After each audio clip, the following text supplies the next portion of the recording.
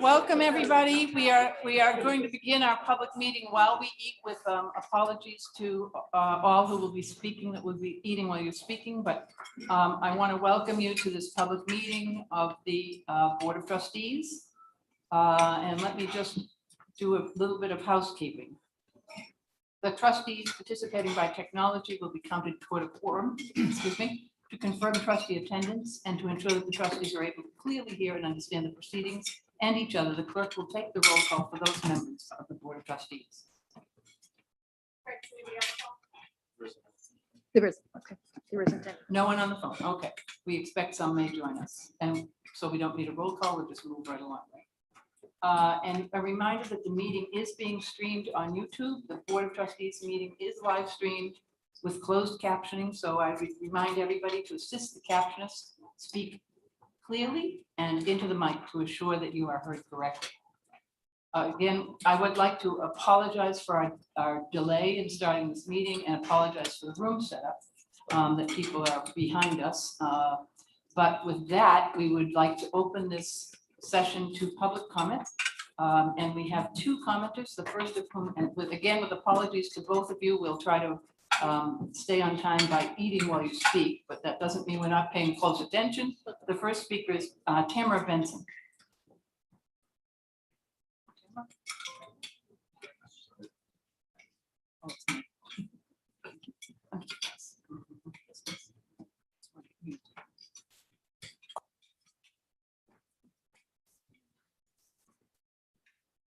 Hello, I'm Tamara. You've all seen me before. I usually am testifying for Divest UMS, but I'm here for a different reason today. I would like to testify on behalf of student employees at the University of Maine.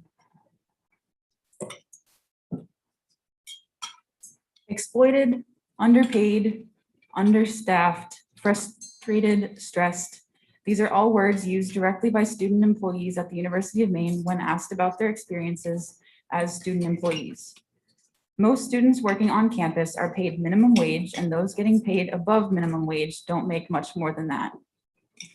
College and university students are already financially vulnerable population of citizens, and being underpaid only exacerbates this vulnerability.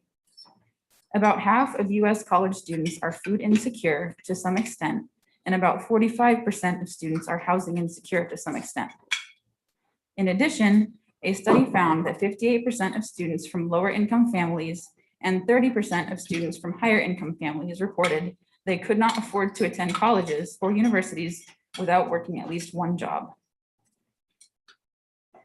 As a student researcher, my research team and I are surrounded by student employees every day, and we have seen firsthand how low wages have affected the student population at the university. Our research sought to understand how the current labor policies at the University of Maine, including wages, are affecting student employees both positively and negatively. We surveyed over 300 student employees, and the results are apparent. 82% of the surveyed student employees have expressed that they would not be able to afford the costs associated with college without working at least one job. And 50% have expressed dissatisfaction with their wages. When given the opportunity to additionally comment about their experiences as student employees at the University of Maine, over 50 students made an additional effort to express discontent with their wages, emphasizing that the university should pay its student employees significantly higher wages. One student in particular explained their experience of literally needing to be hospitalized due to being overworked and underpaid. If the University of Maine wants more students to work on campus, it needs to take the initiative to pay students more and ensure a healthy work environment. It's unrealistic to expect students to be successful in higher education programs and take care of their personal health while they are being underpaid as student employees. College and university,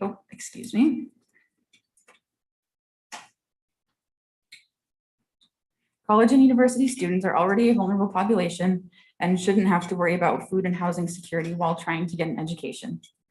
According to the results we received, a majority of students do not believe they're being paid fair wages. I can hear my time is up, so I'm going to say one more sentence. Our research shows that students are in severe need of higher wages and the University of Maine needs to step up to the plate. And there's more, but that's all I'm gonna say. Thank you, Tamara. Do you have that research documented? Is it something you could share that's written? Yes. We'd appreciate having it. Thank you. Our next speaker is Paul Johnson.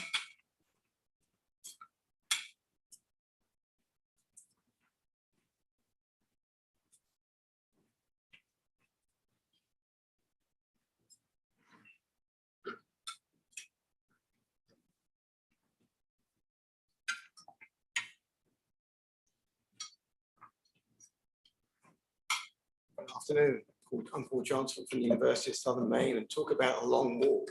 Goodness. It's worse than walking into class.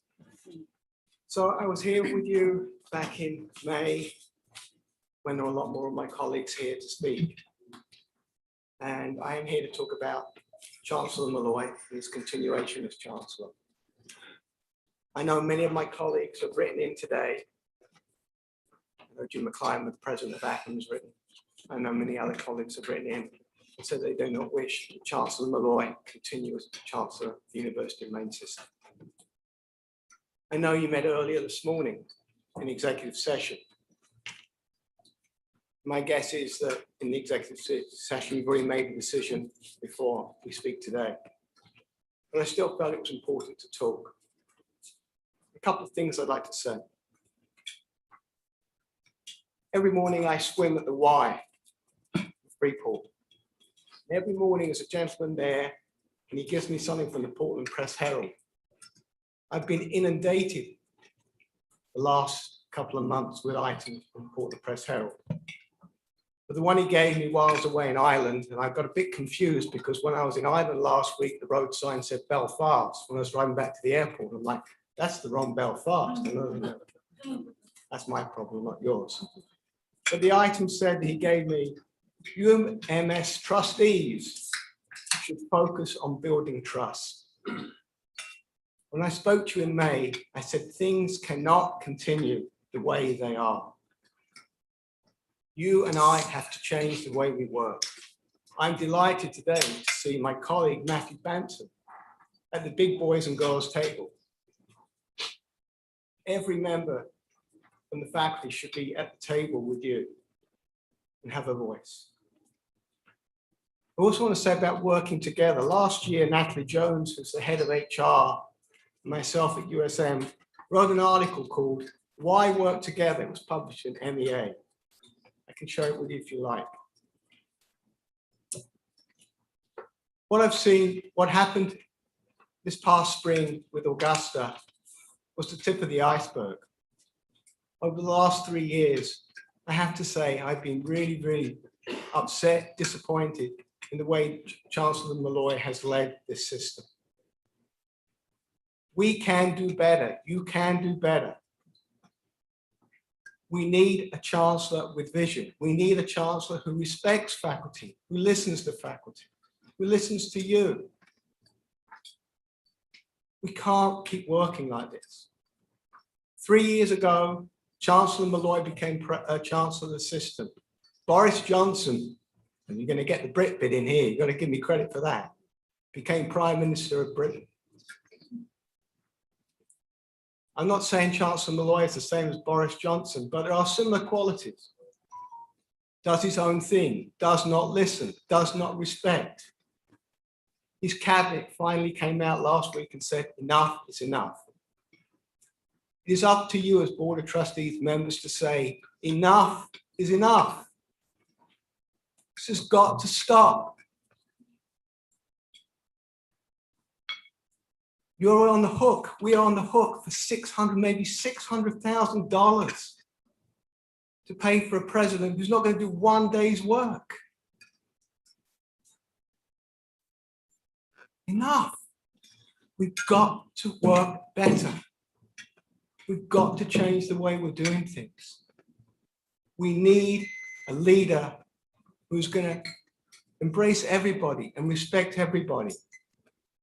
Chancellor Malloy, you've done this for 3 years. I respect that, but it's time to go. We need new leadership. Thank you very much. Thank you. That concludes our citizen comment. And let's move on as quickly as we can to the chair's report. This is our first meeting for Lisa and I as your chair and vice chair. And it's unfortunate that we're starting it late. That won't happen again, I hope. So I apologize to everybody. I want particularly to welcome the new trustees to their first meeting, Barbara Reed-Alexander, Donna Loring, and Patrick Flood. So welcome, and here we go. I'd also like to announce that we did get a resignation from Peggy Rotundo, trustee Rotundo. There was a AG opinion, a new opinion of a long-standing policy. Historically, people who ran for office could stay in their positions until such time as they were elected. There's been a new opinion that that's not the case, that as soon as someone runs, they should resign. And so trustee Rotundo sadly has tendered her resignation. In addition, the governor, and we expect the governor will make an appointment at her first opportunity as the legislature convenes for appointment sessions. There's also, the governor is currently reviewing nominations of student representatives to fill that vacancy as well. So we look forward to that. You have in tab 1 a copy of the standing committees. Since we took office on May 24th, we've been working with everybody to make sure we have new standing committees. In the interest of time, I won't repeat who's on them. Thank you to those members who have agreed to chair, and thank you to those members who have agreed to serve. Importantly, we wanted to make the ad hoc strategic planning committee a permanent committee. Obviously, the strategic plan is a critically important piece of work we're deeply involved in. There'll be another series of campus visits this fall with the consultants. And getting the strategic plan is a big piece of work. Implementing it is perhaps even more important. So we thought it would be critically important to create the strategic planning committee as a permanent committee of the board. And I'm pleased that Emily Kane has agreed to serve as chair. But to do so requires a resolution. So that resolution, and let me read it, is that the Board of Trustees agrees to discharge the ad hoc committee on strategic planning and establish the strategic planning committee as a standing Board of Trustees committee. Board of Trustees policy 103 bylaws will be amended to reflect the addition of this as a new standing committee. Could I have a motion?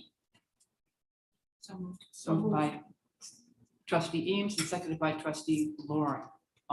Any comment? All those in favor? Raise your hands. All those opposed? Any abstentions? I think we have a standing committee. Thank you. One of the first things Lisa and I did on May 24th, the very first thing we did was to reach out to the faculty reps and the Faculty Governance Council. We very much appreciate and support the organizational structure. We work through the chancellor and through the presidents, but we also heard from the faculty that they do not feel adequately engaged. They feel some of their information has been filtered, and they want the opportunity to speak directly with the board. We embrace that and appreciate that. We wrote to them. It was at the end of the semester. They were all very busy, and we realized they were going off contract. Nonetheless, we had robust attendance. Both all our faculty reps and the Faculty Governance Council had excellent conversations. Very much the beginning of a conversation, and with the Faculty Governance Council have agreed to meet again and use the data book that Huron has put together for us as a starting point to talk about where we go together and where we have common interests. So we very much look forward to a new day of conversations with our faculty, and our student reps. We're all very busy over the summer and have agreed to meet with us in the fall. So we look forward to that meeting. And I'm particularly pleased that we are beginning an initiative here, recognizing it is an incremental step to invite one of our faculty reps to sit at the table with us and make sure that those that viewpoint is here at the table. So we're very pleased to welcome today's representative is Matthew Bampton from the University of Southern Maine. Matthew, few words. Could I put you on the spot? Sure. Hi, I'm Matthew Bampton. I'm a professor of geography and anthropology from the University of Southern Maine. and I would like to express the appreciation of the Faculty Board of Trustees reps and those of my colleagues I've been able to speak to for this opportunity to participate in the process. I would note that I'm volunteering for this position at rather short notice. That means I have not had opportunities to peruse all of the materials in the detail that I would like. Also, at present, as a volunteer, I have no mandate from my colleagues, either within my institution or across the system. And at present, sitting here, I have no job description. However, this level of engagement, I think, is valuable. The seat at the big kids table is much appreciated. Going forwards, I will say that as a faculty, those of my colleagues, fellow reps that I've been able to speak to have been quite clear in stating that we believe a deeper and more complete level of engagement with this process and with this Board of Trustees is an essential component of building any effective model of shared governance that will meet the NETCHI requirements for system-wide accreditation. And we will work towards that. I should also remind you that as scholars and as professional academics, we believe in robust debate and adversarial positions. This means, as my colleague William Otto much more gracefully put it, we prefer to share opinions before we reach decisions, rather than to bring those opinions in on the back end of decisions. So when you give us an opportunity to speak, we will take it. You may not like everything you hear, but we will remain courteous and engaged throughout the process. Please accept these contributions in the spirit in which they are given. Thank you and welcome. And it's a two-way street. You may not like everything we say, but at least we're straight and we're talking to each other. It's a really important thing. Thank you. And let me put David McMahon on the spot for a sec. David is our new ASA chair, and we are developing some new policies to engage our faculty reps there. Trustee McMahon. Thank you. I actually had breakfast with Professor Bampton this morning. And of course, two Brits getting together talking about Bojo was a very interesting conversation. Although I must admit, it has to be said for the record that I am from Northern England and he's from Southern England, and those are two different countries. So as chair of ASA, I was tasked by Chair Riley with trying to think of how we could have more engagement, and I've been bouncing some ideas around, and we are going to expand the 5-minute slot that was really a placeholder on the ASA agenda to a minimum of a 30-minute slot, maybe a 1-hour slot, for some robust discussion, as Matthew puts it, on topics of mutual interest. And we talked a little bit about what some topics could be, and I don't want to steal any thunder, but these will be areas, for example, like improving the yield of early college students. So we have a lot of people take early college classes, less than 30% of them come to the University of Maine system. Why? Retention, recruitment, more meaningful research experiences for undergraduates, and things like that, that I think the faculty ideas, the system ideas, the trustee ideas, working together, we can improve the system. Remembering we're all here for one purpose, for the students, and to better their education experience in the state of Maine. Thank you. It's a beginning, and we will work out the details as we go, but we appreciate the collaboration of all our student and faculty representatives very much and look forward to our future. Trustee King? I just wanted to add, with the creation of the new strategic planning committee, there good will point. also Right. be faculty rep on that committee, as well as a student rep and a presidential rep.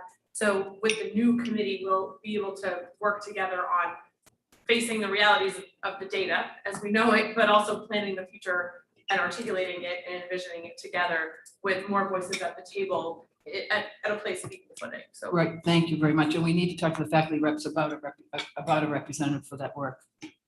Trustee Cates. Thank you. Just to follow along the same theme, the Finance, Facilities, and Technology Committee also has faculty representatives to it. And following Trustee McMahon's lead, we plan to look for ways in which we can involve those representatives in our discussions and our meetings as well. Thank you. Thank you. It's a work in progress, and we look forward to fulfilling it completely. Thank you, thank you.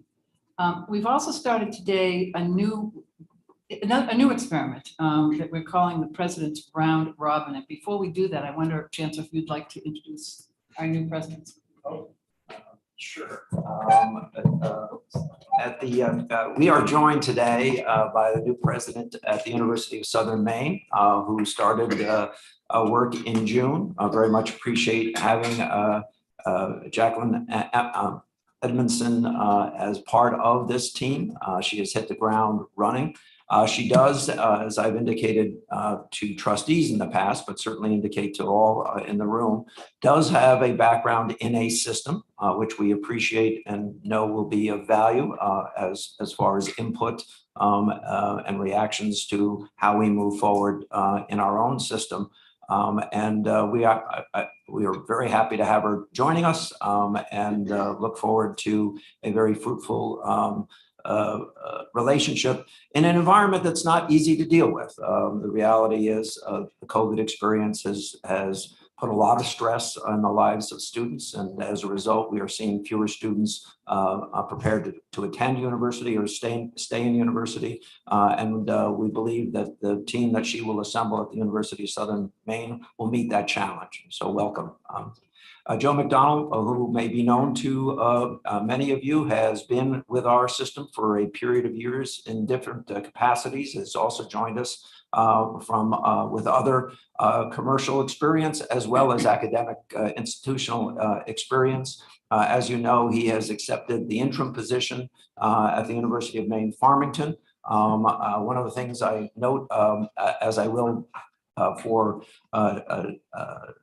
Dr. Edmondson, Joe also is a common writer, presents views. I've had the opportunity to review writings from both of these new presidents and look forward to their insight in our involvement in responding to what are real challenges in Maine at the moment. As Farmington addresses also its transference from a 4 credit hour system to a 3 credit hour system is very important work to be done, as well as visiting other issues that must be addressed, including at the University of Maine, Farmington, a need to have additional concentration on their infrastructure, of which the system is making a sizable commitment to addressing that infrastructure, and we've asked him to help us head that effort to get ready to address those issues. So happy to have both of these presidents join us at this time. Thank you and welcome. Okay, so President's Round Robin is our attempt to get some good news headlines. Take us out of the day-to-day work that we do as trustees and to try to get alerts from each campus. Now, we recognize that the academy may not always value brevity, but the board does. So the challenge for our presidents is, can you do these headlines in a minute or two? And I would ask which president would like to take this challenge first. President Hadeen from Fort Kent. Sure. Chair Riley, members of the board, happy to bring some good news from UMFK. First of all, in June, we received confirmation of our membership in the University of the Arctic, UArctic network, which is delightful for us because we now have a new Arctic Studies minor. On our campus, we do not have a student union or a student center. We have repurposed a space on campus. It's called the Hensler House, which will now house our student center starting this fall. Our students are thrilled that they will have a place for meetings and offices, and they can call it their own. We have now started our Master of Science in Nursing program, over 100 inquiries with 27 already admits for the second session of the summer. Good news, we're back in Canada. Our admissions folks have returned to Canada at the end of April. It became much easier to travel across the border. And between the end of April and before the end of June, they had already visited 14 high schools, and we have been invited to join the college fair visit schedule and look forward to a great Canadian recruiting cycle for this fall. And last, very exciting, one of our student athletes, soccer player, Leon Brave Boy, he was he was able to play for his home country, Grenadad, and as part of the national team against the US soccer team. And it just took place in June, and it was aired on ESPN Plus. And when he subbed in to play, they announced the University of Maine at Fort Kent. Great, good.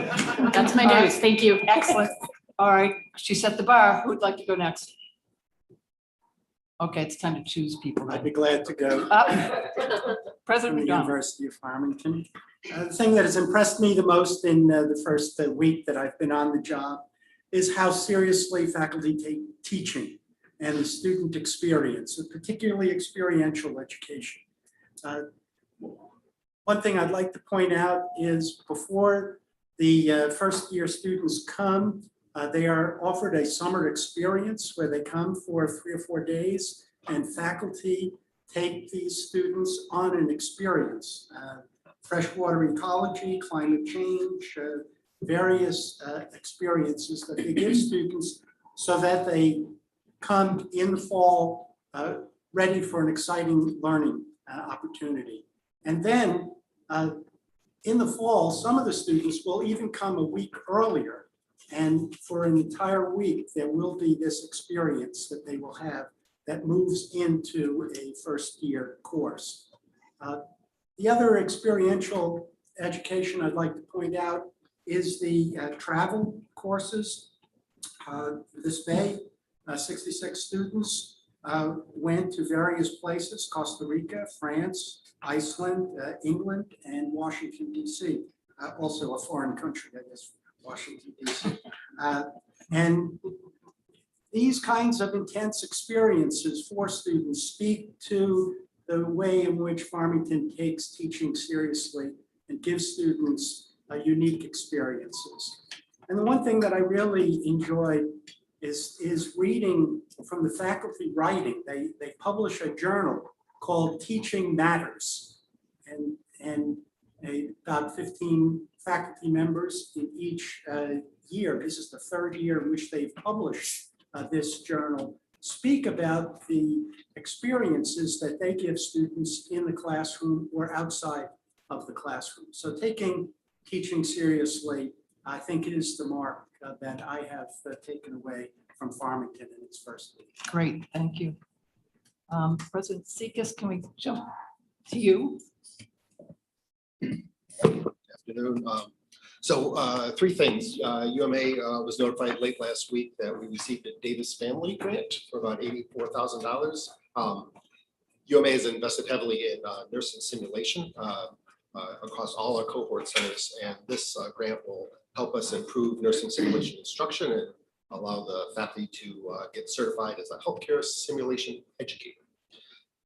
As a first for UMA, we also have completed the hiring of 2 postdocs to support our DEI efforts at UMA. And so not only are we going to be moving our DEI strategic plan forward thanks to them, but also try to reconnect with the new Mainers in the capital region. And finally, at 1807 on June 25th, tail number N71UM, our new Cirrus SR-20 G6, not to be confused with the G5, airplane landed at our UMA center in Brunswick. It was picked up actually by our flight director and our UMA student. The UMA student, Amber Klobuchar, flew the plane back for us. And so we will be using this plane in an early college effort for Flight Academy, where students will be able to get about 5 different flight experiences, get interviewed as for those of you who have done any type of flying, not flying, but like riding on a plane. The need for pilots is great. And we see this new plane helping our aviation program. Thank you. And everyone traveling to Maine this year with the flight delays understands how important that work is. Thank you. President Farini-Mundy?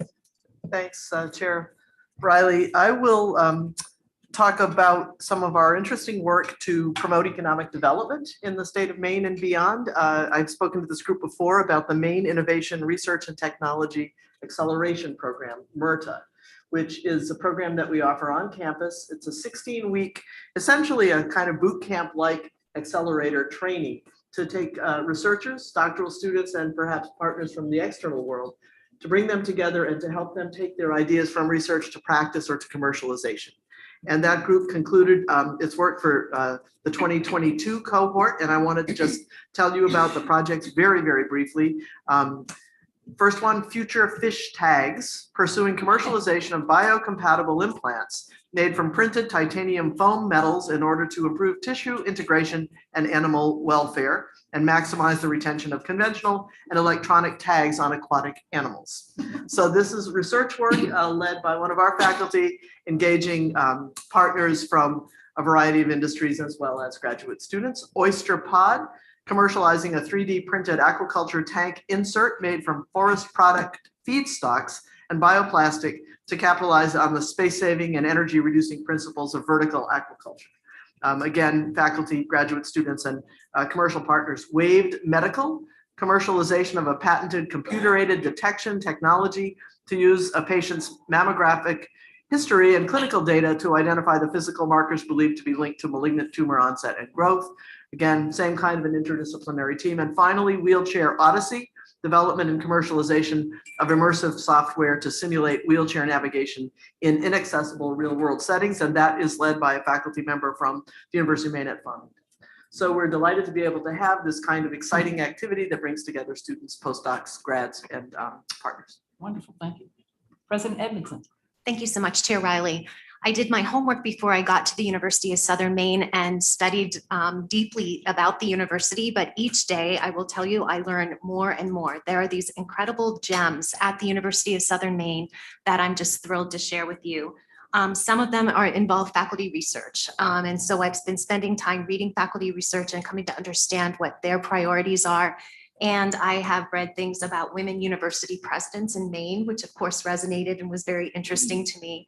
Labor unions and the role of social workers in mitigating trauma. So there's a whole range of research that's happening at the University of Southern Maine that I think really needs to be highlighted and a spotlight shown on it. But we have special things from the Center for Book Arts to the Stone Coast Writing Program. We also have a really intriguing program on American Sign Language that engages students in some very interesting ways. I've also really been pleased to get to know members of the USM Foundation. I think there is a lot of really excellent work happening there, and I'm so pleased to be engaged with folks who are part of that foundation effort. And finally, I was able to go to Carnegie Hall in June to hear our students perform, and it was absolutely out of this world. And I'm so excited about the music and arts programs on our campus. I'm living on the Gorham campus, and we've had a lot of young people engaged in summer arts and music camps, and I can hear them practicing. I can see them performing on the lawns, and I think there's some really wonderful things happening there. So I'm thrilled to be part of it. Thank you. Thank you. And I think President Rice is not with us, and I know Dean Softley is not. Did I miss anybody? Great. Okay, that was well done for the first time around. What do you think?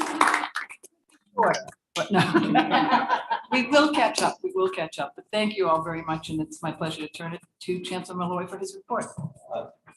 Thank you, Chair. I appreciate it very much. I've been asked to touch on a few different topics, and so I will begin. On unified accreditation, I should point out that on June 15th, we shared our completed fall 2022 self-study with the UMS community, along with NECHI, our regional accreditor, and all of you as trustees as well. And the evaluation team chair, President Ross Gattell of Bryant University, who himself has a background in the system, having been part of the Vermont Community College system while he was working there for many years before he accepted the position at Bryant University. At his direction, we have also shared this report with all members of the team. They've received their copy and I'm sure are working their way through it. It is a very exhaustive presentation of our approach to all of the standards required by NETCHI that we meet collectively under unified accreditation, which we are currently operating under on a temporary basis and look forward to the permanent confirmation of that status. My staff is also currently working with President Cattell on the draft schedule for and related preparations for the fall visit. As one element of that work, I'm pleased to confirm that we expect the evaluation to include visits by one or more team members to all 7 of our universities and law school. We specifically made that request and that led to the addition of 2 additional members of that visit team so that we could honor that commitment during the period of time in which the team will be visiting the state of Maine. We also look forward to them having the opportunity to meet with faculty, staff, administrators, and students as well. I turn my attention to the Unified Catalog, as you know, a very important undertaking. Last month, Jeff St. John met with financial aid directors, transfer officers, international program staff, IT, and others to begin the process of converting our international and domestic study away forms from paper-based to online formats. This move, which has been widely and frequently recommended by faculty and administrators, is intended to expedite course registration for our students without compromising academic oversight. This is an outgrowth of our undertaking with respect to the Unified Catalog, which will eventually, for the first time in our history, have in one place on an electronic delivery system all course offerings within the system, and will work towards making it easier for faculty and students in particular to collaborate across borders as they currently exist. We believe the proposed online versions of the form previously represented in my prior announcement will be available for review by all faculty and senates and assemblies and the Governance Council for their consideration when they return in September. We are very mindful of the fact that many people are unavailable for comment purposes or consideration purposes during the summer, and no decisions will be made until such time as those additional discussions take place, and there have been ongoing discussions throughout the process with respect to Unified Catalog, as well as other endeavors that are being identified out of that process. And let me again just assure you that we will honor the concept of shared governance and sharing that information in a timely fashion once faculty have returned. With respect to COVID, if I might jump to that subject, we have made some changes with respect to our approach to the COVID experience as we are currently having it, as opposed to when it first knocked on our door 2.5 years ago. As you know, we have a faster spreading example of COVID, but we are also appreciative of the fact that it has different consequences or less serious consequences en masse, although individual cases can differ, than what we have experienced even as recently as last summer when we were dealing with Delta. As a result, and understanding that there is new recommendations and continuing recommendations from the CDC and the ACHA, the Academic Advisory Group, that we require vaccinations and that we strongly encourage people to receive their boosters when those boosters are would be timely had by the individuals. That is a little different in the sense that at one point we were requiring those boosters. It is not our intention to do that, but we are doing that in consideration of the CDC and ACHA recommendations. I would note we had hoped that we would have had the NCAA recommendations by now, but dealing with some of the same issues that we've dealt with, they have moved back their time to make that announcement. On the other hand, we needed to tell our students, particularly new students, what the expectation was. And 16,000 individuals who have shown some desire not to have additional boosters shots as well. I would also tell you that with respect to our standards as we move into our next semester, we will in fact follow current state and federal laws. We will recognize medical exceptions. We will recognize religious exceptions as well as we have throughout the experience as we've had it. So, and religious exceptions as well as we've recognized those. I will also say to you that on the testing side, although we will maintain abilities to do large scale testing, we will turn our attention more to symptomatic testing in the fall, where we will work at each of our universities to encourage anyone who's feeling any sign of distress or illness to be tested to confirm whether or not that experience is representative of COVID or allergy or other medical condition. But we are reserving and continuing to have a Shield T3, which has been our PCR testing available to us throughout the semester. Obviously, they are called upon and expect to be called upon dealing with some NCAA or other league responsibilities that we expect we will learn of in the coming weeks with respect to whether someone can participate in athletics and a PCR test being required. We are also, quite frankly, doing that on an insurance basis to make sure that we have the ability to test PCR, use the PCR test should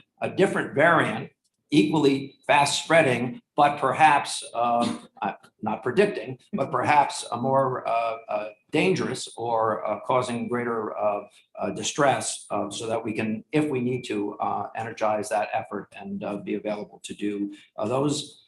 We will continue also to do our wastewater monitoring. We've been partnering with the state. We have communities where our universities are situated. We are testing those waters. We have continued that throughout the spring and the summer, and we intend to continue doing that, which gives us some insight into the prevalence of the disease and its as it shows up in the sewage.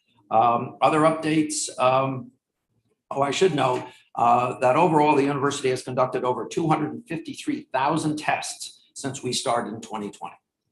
I think that ability to test as we have is one of the reasons that we've performed so well throughout the COVID experience, and look forward to that continuing as we go into the next cycle. Other updates are no changes to our face covering or group gathering limits are not expected at this time. Discussions continue with each campus regarding long COVID and preparing for the accommodations that may require. We continue to monitor COVID-19 variants, as I've previously indicated. As of last week, BA.5 had not been the controlling or the largest portion of main tests, but we suspect that it's already moved into that as we gather here today. With respect to a couple of other things that I wanted to touch on, with respect to retirement incentive impact, we don't have that for you at this time. We will have it at the September meeting as we understand who is being required to teach one more semester or one more year, even though they've exercised or indicated that their desire to retire. We will have a financial breakdown as we work with provosts and each of the campuses to understand that so that we can give you a direct report. I do believe that ultimately the planned retirement offering was the right thing to do. And that was before we've seen the activity and the stock market and elsewhere and indicators of potential recession. I would also remind everyone that that has a second phase. So 112 individuals exercised planned retirement in our initial offering. Second phase is a different package, and we have had expressions of about 40 individuals interested in that, and that could go up or go down as we approach the deadline for exercising that option amongst the faculty. With respect to one other item on which we have shared materials in the package for all of you is the changes that we are recommending around the search process. That's being referred to the committee. We will continue to work in that regard.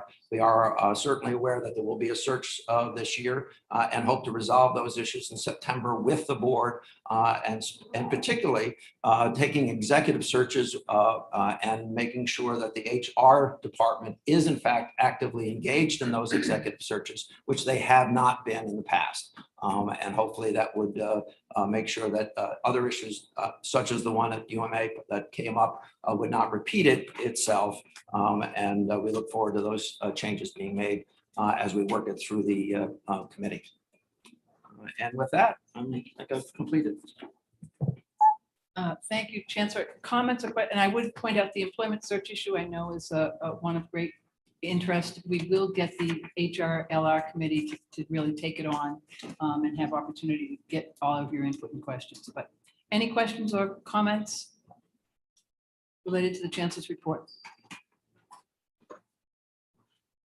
Seeing none, we're moving on time. We're getting back on time. Thank you, Chancellor. So the bar is high, Vice Chancellor Marina. Right. And I need the report technical on instruction. research Do I and stand up there? Good job. This is part of our health strategy. Get your steps in. Good afternoon, everybody. I'm here to give you a report from the Office of the Vice Chancellor for Research and Innovation. And I've chosen to focus today on work that my office does in partnership with Ryan Lowe, with Sam Warren, who is Director of Government and Community Relations, and with Jason Charlin, who is a senior advisor to me for research and development. So I'll just go very quickly through a very focused part of the overall work that's happening in that office, and we can talk about other topics as we go. So let's see. I wanted to speak about federal programmatic funding increases, not to be confused with, but very similar to congressionally directed spending community project funding. The second is what we commonly know as earmarks. The first is an ongoing process that has been in place with the Congress for some time. And what I'd like to say about each of these, just briefly, is a bit of history. So the federal programmatic funding, this is the work that is supported across the universities of the country, the research universities who hire federal relations experts. Some of them are based at those universities and work very directly in Washington. Others are based in Washington. UMaine has hired such a firm and an individual for more than 20 years. This is to seek appropriations specific increases that are tailored to needs in the state. So an ongoing kind of activity as a part of the federal appropriations process. We have had some big successes over many years with those offshore wind, biofuels, ocean observing buoy systems, typically large research enterprise kinds of activities with the agencies that are open to considering these appropriations or direction through appropriation. Then there is the more familiar, perhaps, earmark activity, congressionally directed spending, that the University of Maine system has been participating in now for the past 2 years, 2021, 2022. We've had some successes here. All of the universities, as well as the law school, have either led or partnered on projects that we put forward through our delegation. Tremendous support and leadership from our congressional delegation on this work. This is about taking really important needed projects to the federal government in the hopes of seeing them funded. And that's really what's central to all of these. These are projects that are critical to our state. That's the argument that needs to be made for a federal earmark.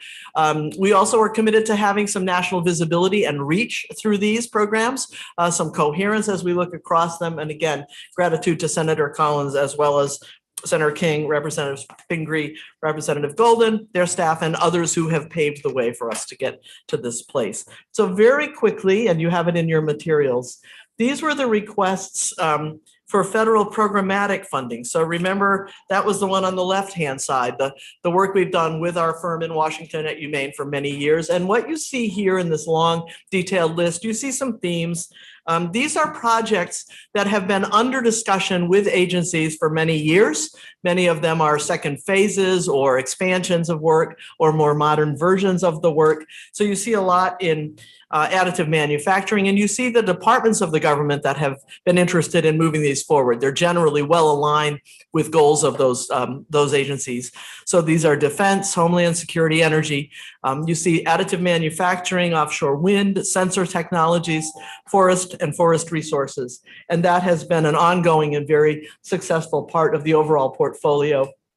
Here you see more with aquaculture and agriculture and other environmental topics. So that goes on, and that's an activity that has been UMaine centric. And beginning this fiscal year, we will open this up to be more intentionally system wide so that there is opportunity for the other campuses to get engaged with this. But as I say, a lot of history here. Shifting now over to the congressionally directed spending, the earmarks. This is the fiscal 22 set. So just a reminder, and Sam is or was around, she can chime in with the actual details, but these are in process right now. So there was a process that we used within the system across our offices to gather the ideas, to vet them, to put them in a shape that could be aligned with what our delegation was interested in seeing. Sam Warren single-handedly took a huge a major role in making sure these made their way to the delegation in a format that would work, and we're very grateful to Sam for that work. And here you see the batch that went forward in 22. These are all in different places now with the Congress. They are being considered by the agencies. They need to move into an agency that is a good fit for them, and then a program that's a good fit for them. And then that program needs to be back in touch with the lead organization to essentially solicit a proposal to be able to move the funding out to the organization, to the PI. So there are a lot of interesting challenges as this process works its way through. For the first time in many years, agencies are coming back into practice with how to do this, and we're learning a lot about what our original proposals might have looked like and then how they need to be shaped to fit an agency, for example, that might say, well, we want a 50-50 match here.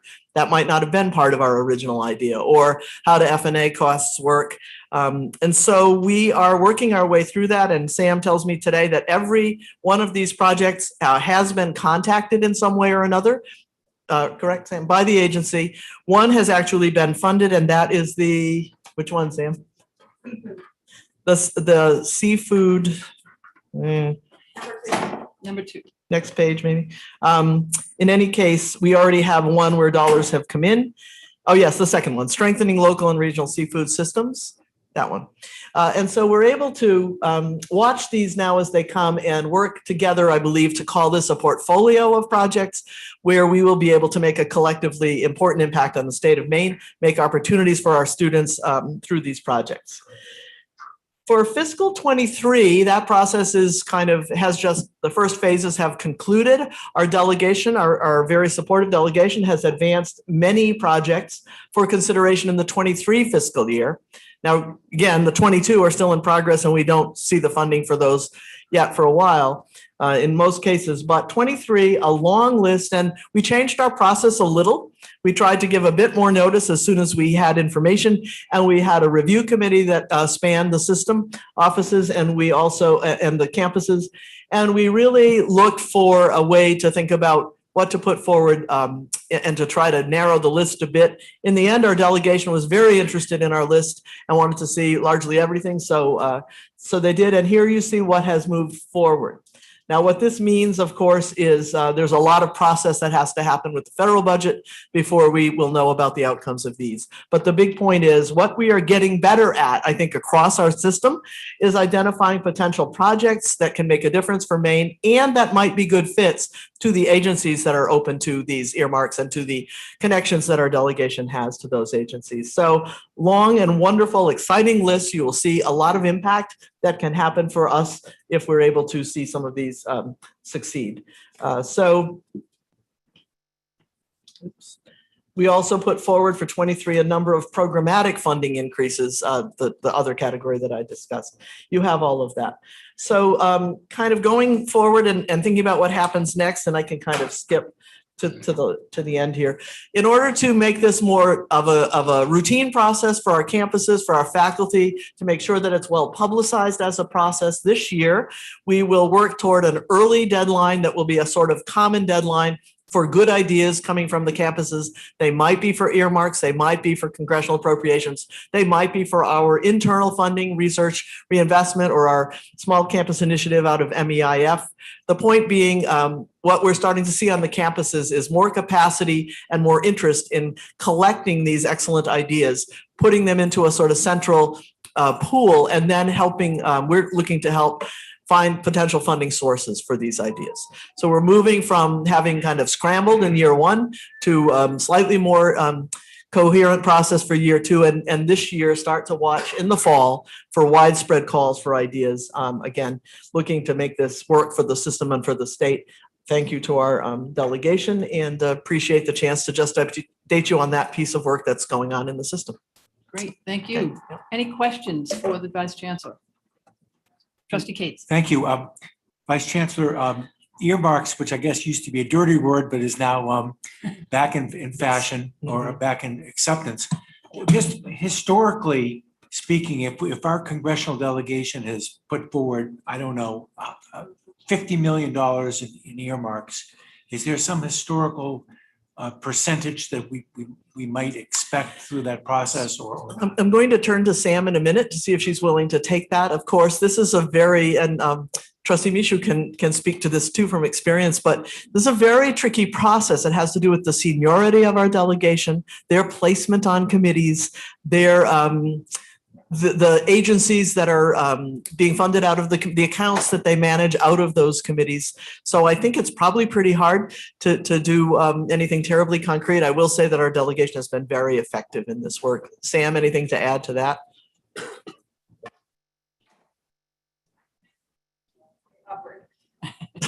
Yeah.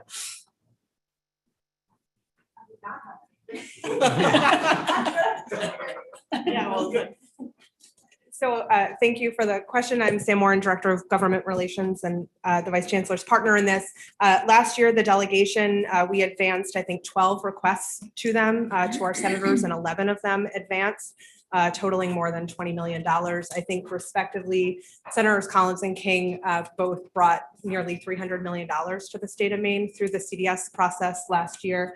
And I believe received many more requests this year now that the process is in its second year. And in total, the requests that the Vice Chancellor circled through total more than $80 million of investment in the University of Maine system. Great. Other questions? Seeing none, we will thank you both and wish us all luck in this next process. Let me turn now to Vice Chancellor Lowe for an update on the Finance and Administration and Treasurer's report.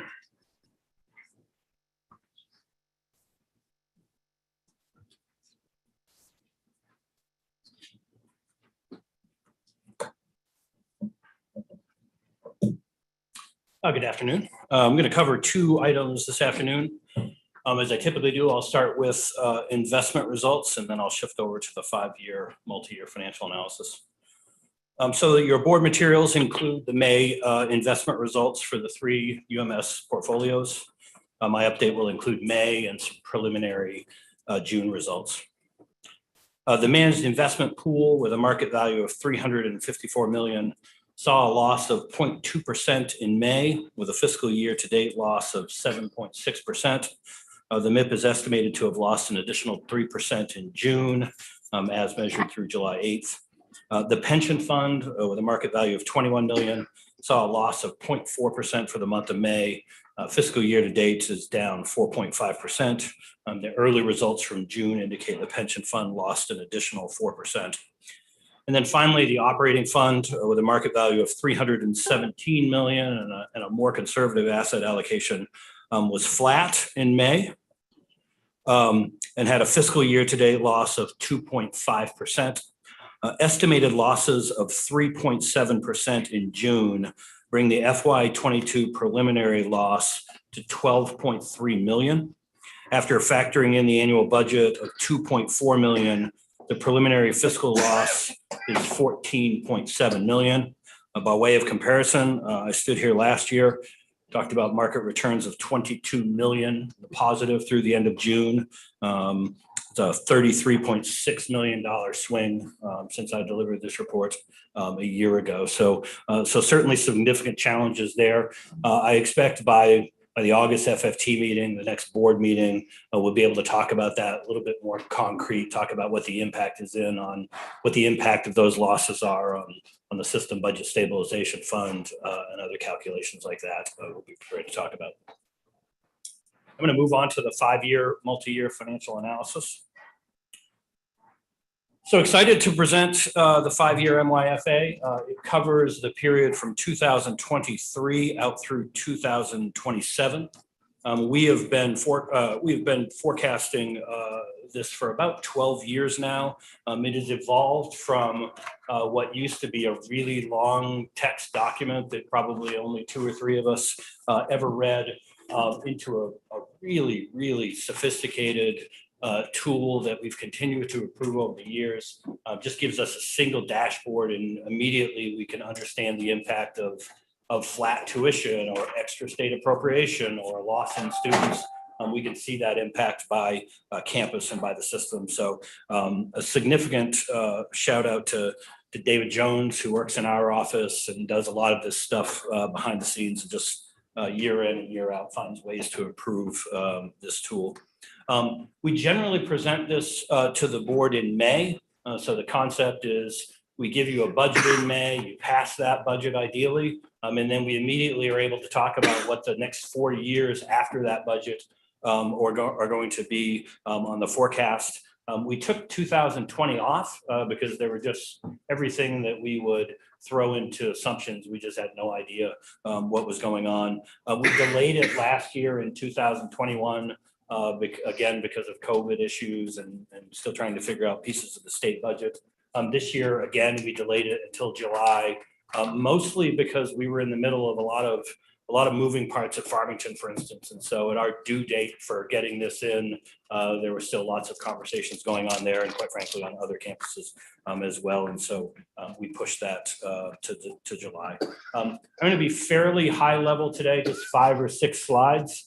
Had lots of conversations as Trustee Cates previewed earlier about FFT agendas. And so one of our first kind of deep dives at FFT will be into the MYFA in August. So at that time, we'll take all of your questions today, but certainly at that time, we'll take an extra dive into the details. So I'll start off a little bit with obviously lots of different moving parts in a forecast. We're essentially asking all of our campuses to develop a budget in all of its detail, not just at, I know some of the folks in here have been with me in state government where we've delivered these, and we tend to do it at a really, really high level.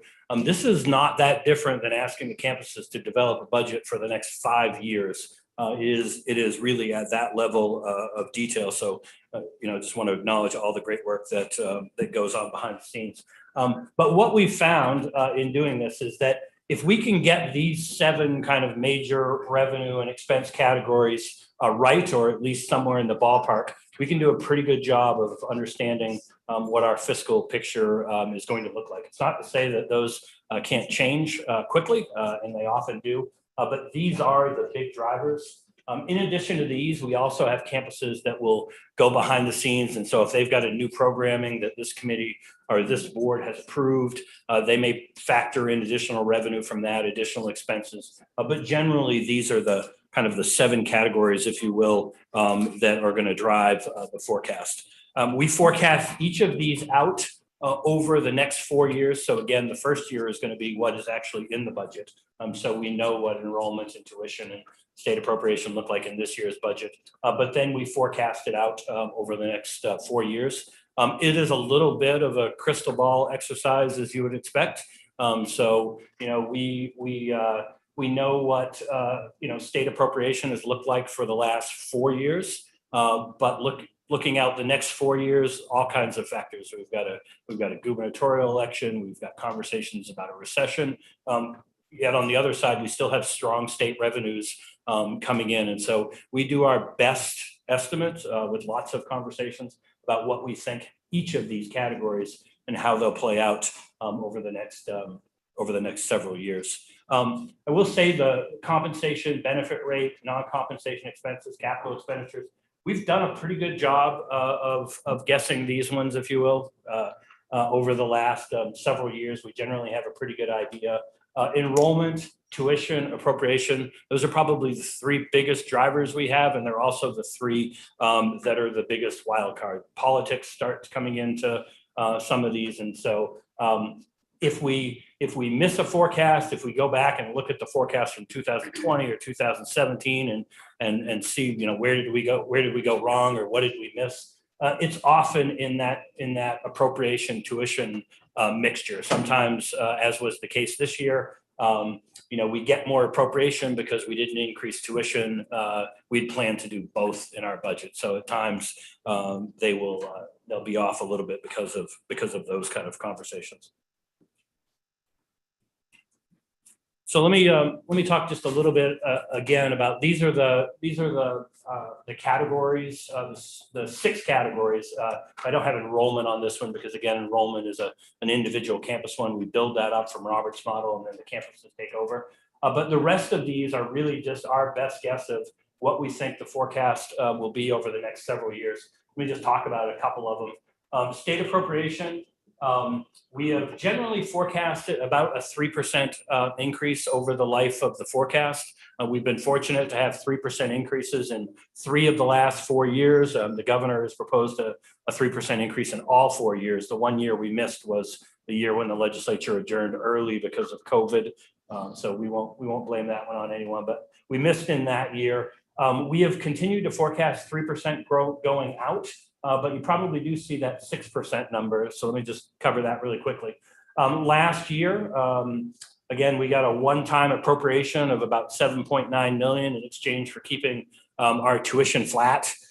We argued at that time and continue to argue right to this day that while that was very much appreciated, it's going to set us up for a cliff when we start building the 2024 budget. Our base is immediately going to be $8 million off.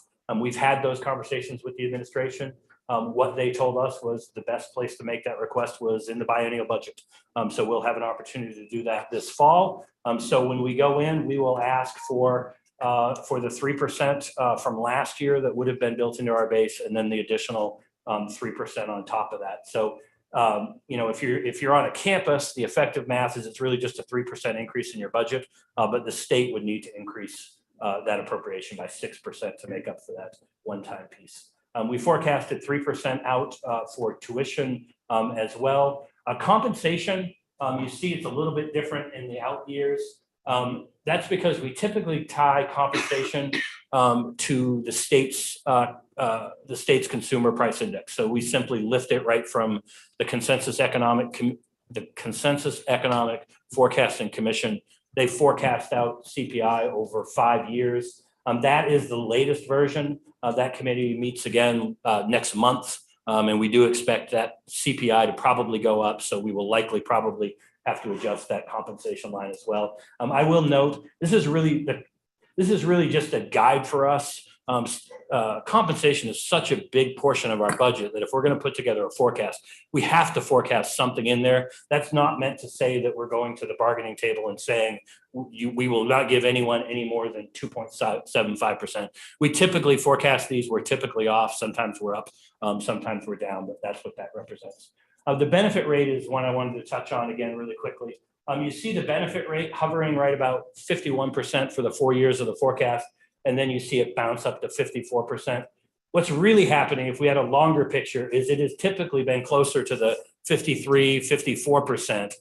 When we made the change around retiree health a couple of years ago, it had a big impact on our OPEB liability. We ended up with more funds. We ended up overfunded in that OPEB plan. It allowed us to use some of those excess dollars to buy down the benefit rate, if you will, temporarily. So we were able to do that for 4 years, provided quite a bit of budget relief to the campuses.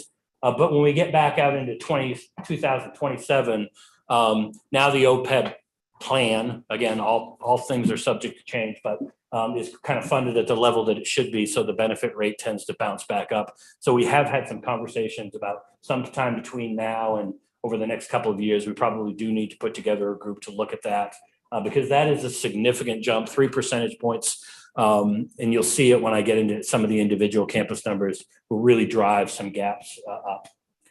Funded depreciation simply represents a policy that this board put in place probably 10 years ago. We looked at what each of the campuses was spending on facilities. We knew it was underfunded. If you've been around at all, you've heard the chancellor say we've been underfunding for 40 years. Certainly that has been the case. But when you underfund for 40 years, it's really hard to build it back up. And so what we did as working with the FFT and the board committee back in maybe 2015, 2016 was we said, we know you're not spending a lot now, but let's increase that little amount by 3% next year. So we'll have a small target. And then the year after that, we increased that small number by 3.5. And that's the path that we've been on. And occasionally campuses have gone in and added more money collectively as a system. We added over 10.5% in the 2023 budget. So as we build that forecast up, again, we're continuing that same pattern. We're saying for the 2024 budget, what you spent last year needs to grow by at least 6%. And that's the pattern that we've been on. Non-compensation just represents exactly that, the non-compensation pieces of the budget, things like travel and office supplies and things like that. So we plug all of these into a model. We give these to the campuses. The campuses add in enrollment numbers, add in new programs, and we start to get some results. So let me talk a little bit about what those results are. I'm going to do this in a couple of campuses at a time here because there are some trends just by the way I've got them ordered in here. So at the University of Maine at Augusta, you can see the forecast numbers in the 2024 through 2027 columns. It is a combination of E&G, so education in general, and auxiliary. So auxiliary tends to be dining, residence halls. And you can see it for these two campuses. These are pretty good numbers. So one of the things you always need to keep in mind is, a $2 million gap at Orono is a lot different than a $2 million gap at Fort Kent. And so we look at all of these in the context of overall budget, and you'll see that represented on coming up on an upcoming slide. So these numbers for the University of Maine are all within the 2% of their overall revenue budget. So they're pretty good numbers there. I'll point at the University of Maine again, look at that last year, the 2027 year. You can see the gap almost doubles. And that is largely because of that increase in the benefit rate jumping up 3 points significantly impacts that campus. University of Maine at Augusta continues to show really strong budgeting numbers, forecasting a surplus actually in 3 of the 4 years. And then again, with that benefit rate change, just a modest deficit in 2027. But again, both of these are well within that kind of 2% range and really strong. I'll pause and we'll just do the Farmington ones by themselves because I'm sure there was a lot of interest in these ones. When we did a version of this prior to the retirement incentive, prior to the employment actions that happened at Farmington, we were looking at numbers even before we put together the 2023 budget. We were forecasting deficits of $3, $4, $5 million. I think they were looking for as much as $5 million from the system in 2024 and 2025. So lots of progress made in 2023. You start to see the full impact of some of these changes that have happened in 2024. You can see the gap is down to 900,000. In 2023, the campus didn't need about 600,000 in budget stabilization funds that this board had authorized for them. So we had kind of tentatively said, if we make these changes, that's a potential source that's available to you in 24 if the FFT and the board committee agrees. So if that was made available to, again, you can see now they're within about 300,000 of being balanced. They were actually closer to being balanced until we recently had to adjust the enrollment forecast down once again. You get to 455 and 25. By the time you get out to 26, given how far that is and the changes, that's pretty close to being balanced out in 26 and then 27 again because of the benefit rate. It bounces back up a little bit there. So for once, this is a campus that has required on average $2.4 million worth of external support every year since 2016 to balance their budget. So this is significant progress when we're talking about 6-digit numbers here. I'll cover Fort Kent and Presque Isle together here because the numbers look the same.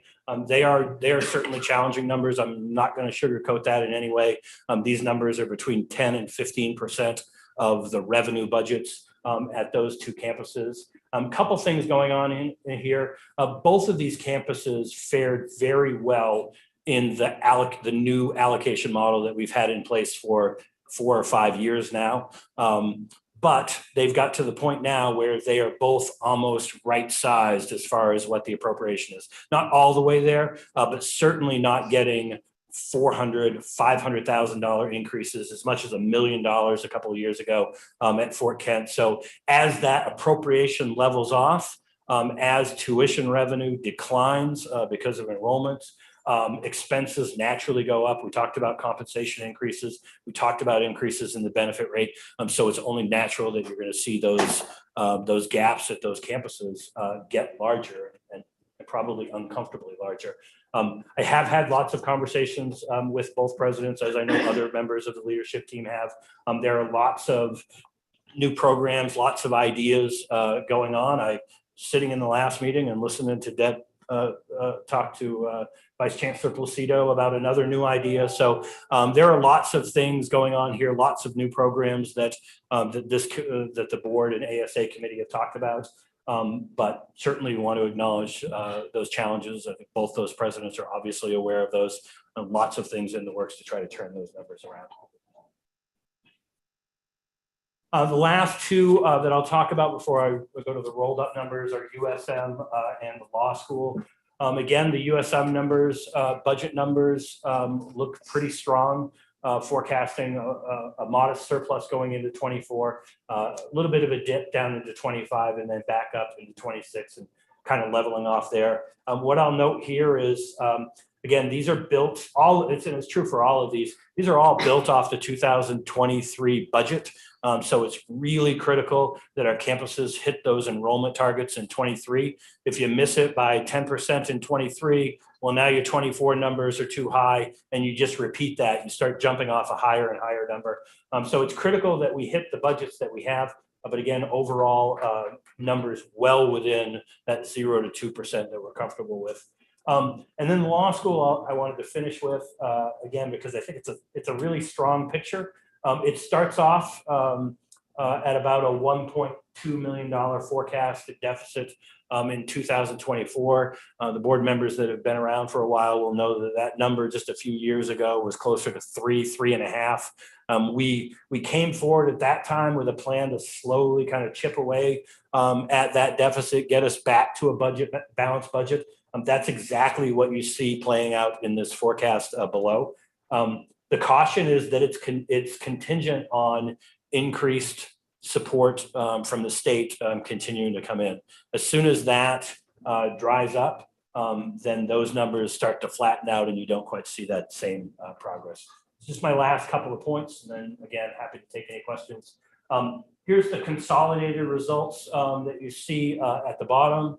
Over the course of the 4 years, they fall between roughly 8.5 and 14 million on the high end. Again, that 14 is really driven by that benefit rate change. So if we focus on those other numbers, you're talking about a deficit between 8 and 10 million for a budget of about 350 million. So certainly, I think strong numbers, but we should not be without concern because again, it plays out differently depending on the campus you're on and how big your budget is. If we looked at this, 10 years ago, the numbers in every year were between 15 and 20 million. And so we've made progress. We're certainly not all the way there. I think we all know that. but certainly want to acknowledge the good work that folks have done to date. The last two slides. There's a consolidated version. So again, always important to look at these gaps as a percentage of the revenue base. So again, I spent a little bit of time talking about that, that 2 to 2 range. That's where you want to be, somewhere in that sweet spot. And you can see up top, we have nearly everyone in that box. We've got Fort Kent and Presque Isle down at the bottom. The law school starts there, but again, climbs up and gets into that comfort zone by the time you get out into 2026 and 2027. And then finally, and I'll give credit here to former Chair Irwin, who always asked me when I presented this for other scenarios. Well, what if this happens? What if that happens? And so we can run a million of those scenarios, but we focused on 2, just again, because so much depends on appropriation and so much depends on tuition. Those 2 are consistently linked. And so we did a scenario 1, which is the orange line that you see, where we said, let's pretend we get everything exactly like we predicted it. Enrollment comes out exactly like every campus said. The only thing that changes is state government goes through a recession. And so instead of 6 and then and then some 3% increases, it starts next year and they can't give us 6, but they can only give us 3. And then in the year after that, instead of 3, they can only give us 1.5. And then it's flat in the last 2 years of the forecast. Well, what happens? That you can see again in the orange line here. So quickly, we jump up almost $9 million annually, and that gap number gets you to about 17. And then it really just plummets in those last 2 years. When we change 3% assumptions down to 0, we go to 25, and then we get within earshot of a $40 million deficit if it played out that way. The second scenario we did, and it's not far off from, quite frankly, what's been happening more years than not since 2012, and that is we keep tuition flat. So again, state appropriation plays out exactly like we want it to. All the other things play out exactly like we predicted. The only thing that changes is tuition is flat. That is the middle kind of gray line that you can see there. So the gap gets between 3 and 5 million, and then it really starts to it starts to build on each other. So we pull out a couple of increases, then that fourth 3% increase that we were going to do is off a much lower base now, and it gets you down to a deficit almost double of what we're looking at right now. The true nightmare scenario is both of those happen. State government goes through a recession, and for whatever reason, we decide to freeze tuition for political reasons or whatever that might be. Then you're talking about having to readjust the scale on this chart, and it would get very ugly from there. So again, a couple. Just a reminder, we're gonna take a real deep dive in this at the August FFT meeting. But happy to answer any questions. I've got presidents here with me. I think I've got CBOs on the line. We'll certainly be prepared to answer anything today, but we'll really be prepared in August to go as deep as you'd like. Thank you, Ryan, and thank you for ending on such an optimistic note. But we appreciate it. It's important for us to know. And I would like to welcome Trustee Donnelly, who's joined us on the phone. Questions for Vice Chancellor Lowe? Trustee Alexander? Thank you. What impact is the declining enrollment having on your scenarios? It's certainly having one of the interesting things, and it's good to say this now about everything financial with the system, is there's 2 ways to look at it. I mean, you look at the overall pie. What does everything look like? And then you need to look at the individual slices for the campuses, because as a system, it's not unusual for me to put numbers up here that from a system perspective look fabulous. And the reality is because Orono and USM are anywhere between 70 and 80% of the system, depending what you're looking at, if those 2 campuses do really well, and 4 campuses do poor, the system-wide numbers could look great, again, because there's such a big share of the pie. So So overall, the enrollment numbers at Orono, at USM are fairly stable. There's some, there's a little bit of drop in a couple of those places. The bigger concern is the enrollment, I think, on some of the smaller regional campuses, still dealing with some of the impacts of COVID, especially on our auxiliary side. So, huge impact on residence hall occupancy rates. We've seen as much as a 40% reduction. So that's where the biggest impact is on those smaller campuses. Doesn't mean it's, it could be a big issue for our larger campuses for sure if we don't keep our eye on the ball, but at least right now, it's those smaller campuses. If I can just join the conversation for a moment, we are experiencing a bigger decline in enrollment than we had anticipated. Because the reality is I think as we looked a few years ago, as we looked to the future, we assumed that the COVID experience would be a 1-year experience. And then we assumed it would be a 2-year experience. And now we're looking at 3 and possibly 4. If you look at the most recent data before this might settle down to an endemic situation as opposed to a pandemic situation. One of the things that we are noticing is that the potential freshman class has been A, late to apply, B, late to reply to our acceptance. And these are national trends, very substantial national trends. We are conducting outreach to any student who we've not had recent communication with in the hopes that they're still available. But it would be, we are down. In fact, right now, we're looking at probably about 1,500 fewer students.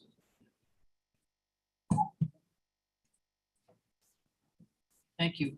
Other comments, questions for the Vice Chancellor? We have our work cut out for us, and I'm very pleased that Trustee Cates has agreed to pick up the chair of FFT, and they will be a busy committee. Anything else for Ryan? Thank you, Ryan. Thank you, Madam Chair. Appreciate it. Let's move on to our action items.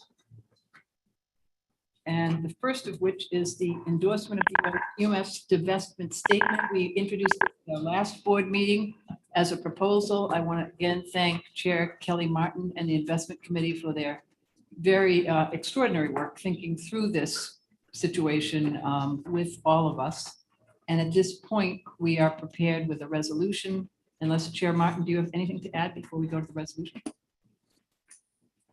I do. I just wanted to thank all who have contributed to the formation of this statement.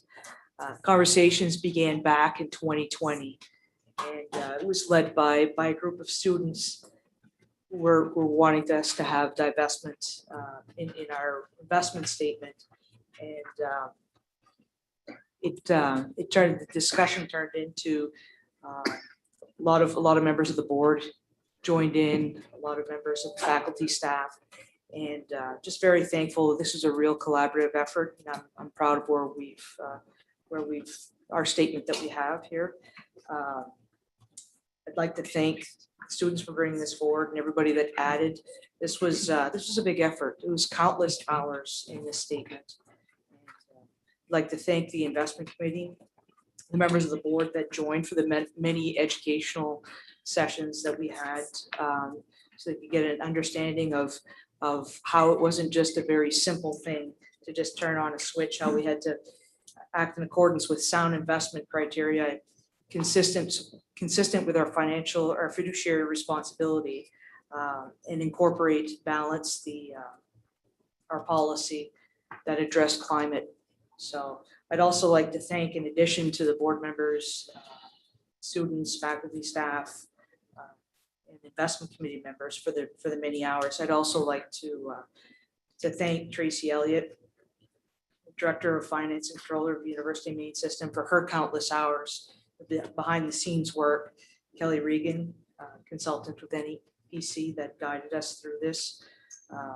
And also, in addition, there was a lot of scheduling, and I want to thank the clerk of the board, Ellen Dowdy, for scheduling all this. But this was, it turned out good, and I'm pleased that we have that in front of us today after 2+ years of effort on this. Thank you. Great, thank you. And I think this resolution, if enacted, will bring the University of Maine system to a real leadership position in divesting of fossil fuels in a thoughtful and careful way that appreciates our fiduciary responsibility.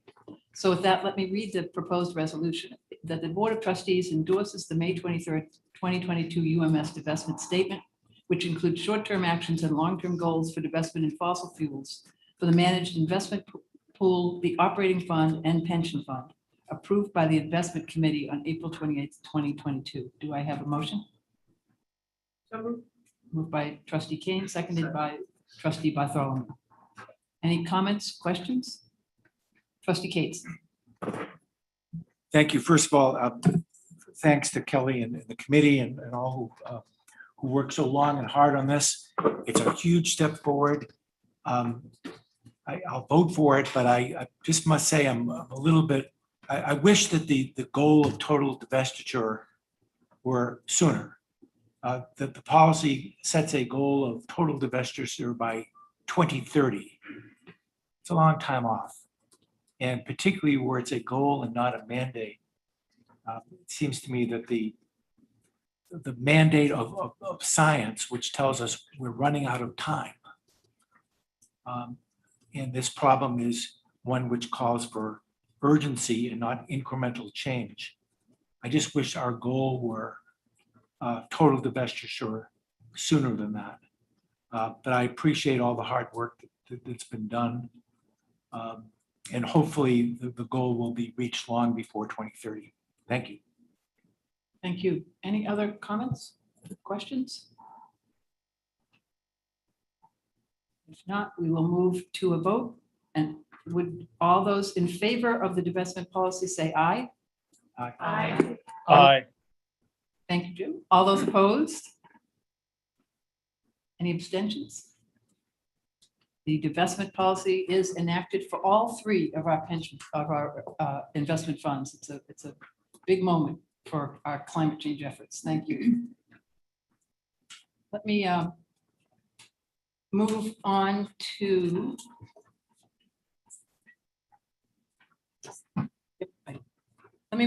the issue at hand, and that is the Chancellor's contract. And let me spend a bit of time with you all, noting that we have received considerable input on this issue here today. We've received many, many emails, and I want those who sent them to understand that those emails were shared with all the board. The board has read and studied them carefully. We've had meetings with various stakeholders since May 24th, when we became chair and vice chair. We reconstituted the committee that reviews the Chancellor, Vice Chair Eames, Trustee McMahon, and I. And we really went to work to try to dig in and make sure we had all the information that we needed. We had meetings, telephone calls, many emails, much press attention. All of those have been studied deliberatively by this board, and in part explains why we sought a 2-week extension of the Chancellor's contract to get us to this meeting. So I appreciate very much all of that input and assure everyone that it has been carefully studied. It's also one of the reasons that we were late today, as we were deliberating a statement to make clear our position that I would like to read. I apologize for reading a formal statement, but this is a group work, and I want to make sure I'm true to the group. And let me just read our statement regarding the Chancellor's contract. As a board, our primary obligation is to ensure that students have access to high quality, accessible, and affordable public higher education. And we must meet that obligation in a time of economic uncertainty, declining enrollment, and increasing costs, while also fulfilling our responsibility to maintain financial stability and sustainability. The University of Maine system, like institutions of higher education across the country, face significant challenges. Fewer students enrolling in higher education means reduced revenues. A changing and globalized marketplace brings new demands for critical thinkers who have skills to fill and lead a dynamic workforce. The University of Maine system needs to be nimble to best serve our students and our state, and that takes leadership. As the Chancellor Review Committee, working on behalf of the board, took up a review of Chancellor Malloy's leadership, We were confronted with a failed UMA presidential search that resulted in financial and reputational loss.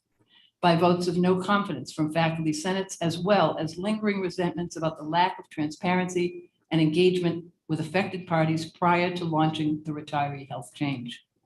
The board takes these concerns very seriously and recognizes a pattern of action without adequate engagement. We see an urgency to rebuild trust. We weighed those concerns against the urgency to act to assure the University of Maine system can overcome its challenges and continue its progress to adapt to rapidly changing realities. Under Chancellor Malloy's leadership, the system has successfully navigated a pandemic. We've launched the first in the nation unified accreditation strategy that can support and possibly transform small campuses and help share resources so our educational offerings remain strong, affordable, and accredited. The system has secured one of the largest ever grants to a public institution of higher education, thanks to the generosity of the Harold Alfond Foundation.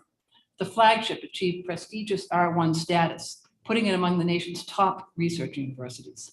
And historic investments are finally being made to modernize infrastructure at all UMS universities so we can better recruit and retain students while decreasing operating and maintenance costs. The law school has been revitalized and is now its own institution, reporting to the Chancellor, and the Graduate Center is poised to support exciting, new interdisciplinary cross-university collaboration. We are in the middle of strategic planning to ensure the system remains viable and relevant to families, employers, and the economy of the state of Maine.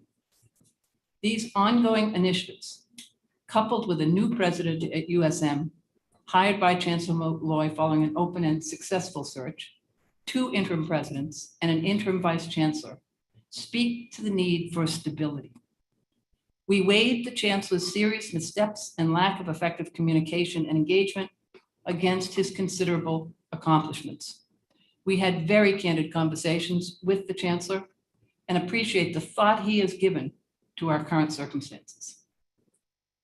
With thanks to the Chancellor Review Committee and the input of very many, we propose a 1-year contract for the Chancellor. The year will give the Chancellor an opportunity to rebuild trust, increase transparency, and sustain the momentum of needed change that he has begun. The extension will also help us to maintain stability as we look to fill important leadership roles at several campuses and weather the current financial uncertainties that we face.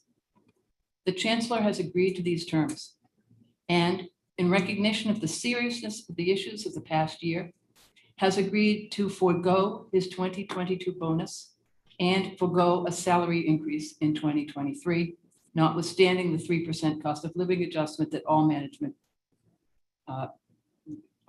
receives.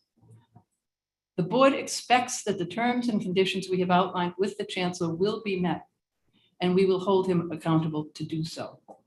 If so, next year at this time, we can discuss a longer-term employment agreement with him. The board expects significant engagement and involvement of the presidents, faculty, staff, students, and key constituencies going forward with a commitment to transparency. We know that every constituency may not agree with every decision the Chancellor and his board makes, but we will make them in the light of day after carefully listening to all concerns, and we will make sure that the rationale for our decisions is clear. This has been a very difficult period for the University of Maine system. We want to move on. The Board of Trustees is committed to providing a robust system of public universities while upholding our fiduciary responsibilities to the people of Maine. As a board, we share responsibility for the issues that have been identified and commit ourselves to increase trust and collaboration. Extending the Chancellor's contract is the best path to ensure that we make improvements, maintain progress, and continue to meet Maine's needs and provide an affordable, high-quality education to our students. As we begin this new chapter, the Board of Trustees stands with the Chancellor, presidents, staff, students, and all who make us the University of Maine system, and commit to working together to assure the success in the year ahead. With that, let me introduce the resolution. that the Board of Trustees approves the terms, conditions, and extension of Chancellor Dale Malloy's contract for 1 year effective July 1, 2022 to June 30, 2023. May I have a motion? So moved. Moved by trustee Martin, second. Seconded by trustee Eames. All those in favor, please say aye. Aye. I'm sorry, we didn't have our discussion. I was meaning to, wait. I apologize. We had to get the motion on the table so that we can discuss it and then vote. Are there any comments, questions today? Trustee Micho? Thank you very much, Madam Chair. I want to thank you, the Vice Chair, as well as Trustee McMahon for the effort that you put into this and bringing it to us. You did an excellent job. You listened to everyone. I, like many other board members, received calls and emails, and some were diverse. Heard a lot of good comments about the Chancellor from faculty, from businesses, as well as some negative ones as well. So I think what you put forward in the criteria is the best way for us to move forward to ensure the success of the system. And lastly, I would say that the way I view this vote is not a vote for the Chancellor. It is actually bigger than any one individual. It's a vote for stability and predictability. If you look at the system where it is today and everything that's going on with unified accreditation, recruitment, retention, the philanthropic community, Trustee Cates mentioned about the congressional designated spending. I know the president did a good job, but if you're a member of Congress, if you have a system that's unstable with leadership that's not there, it puts doubt into the minds of those who are giving that money. So it's more than one individual, it's about stability.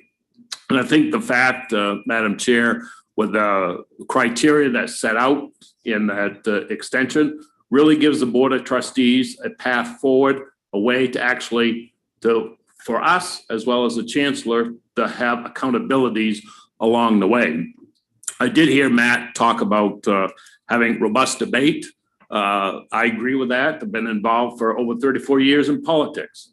But after the debate and a vote is taken, we must move forward. And as a system, if we are not sticking together, whether it's the Board of Trustees, whether it's faculty or students, we're all going to lose. We heard from Ryan Lowe where the projections are going. And this is a team effort. It's going to be an effort that requires all of us to pull together as a team. And I'm not asking those who are opposed to the Chancellor's extension in the contract to be best friends with the Chancellor.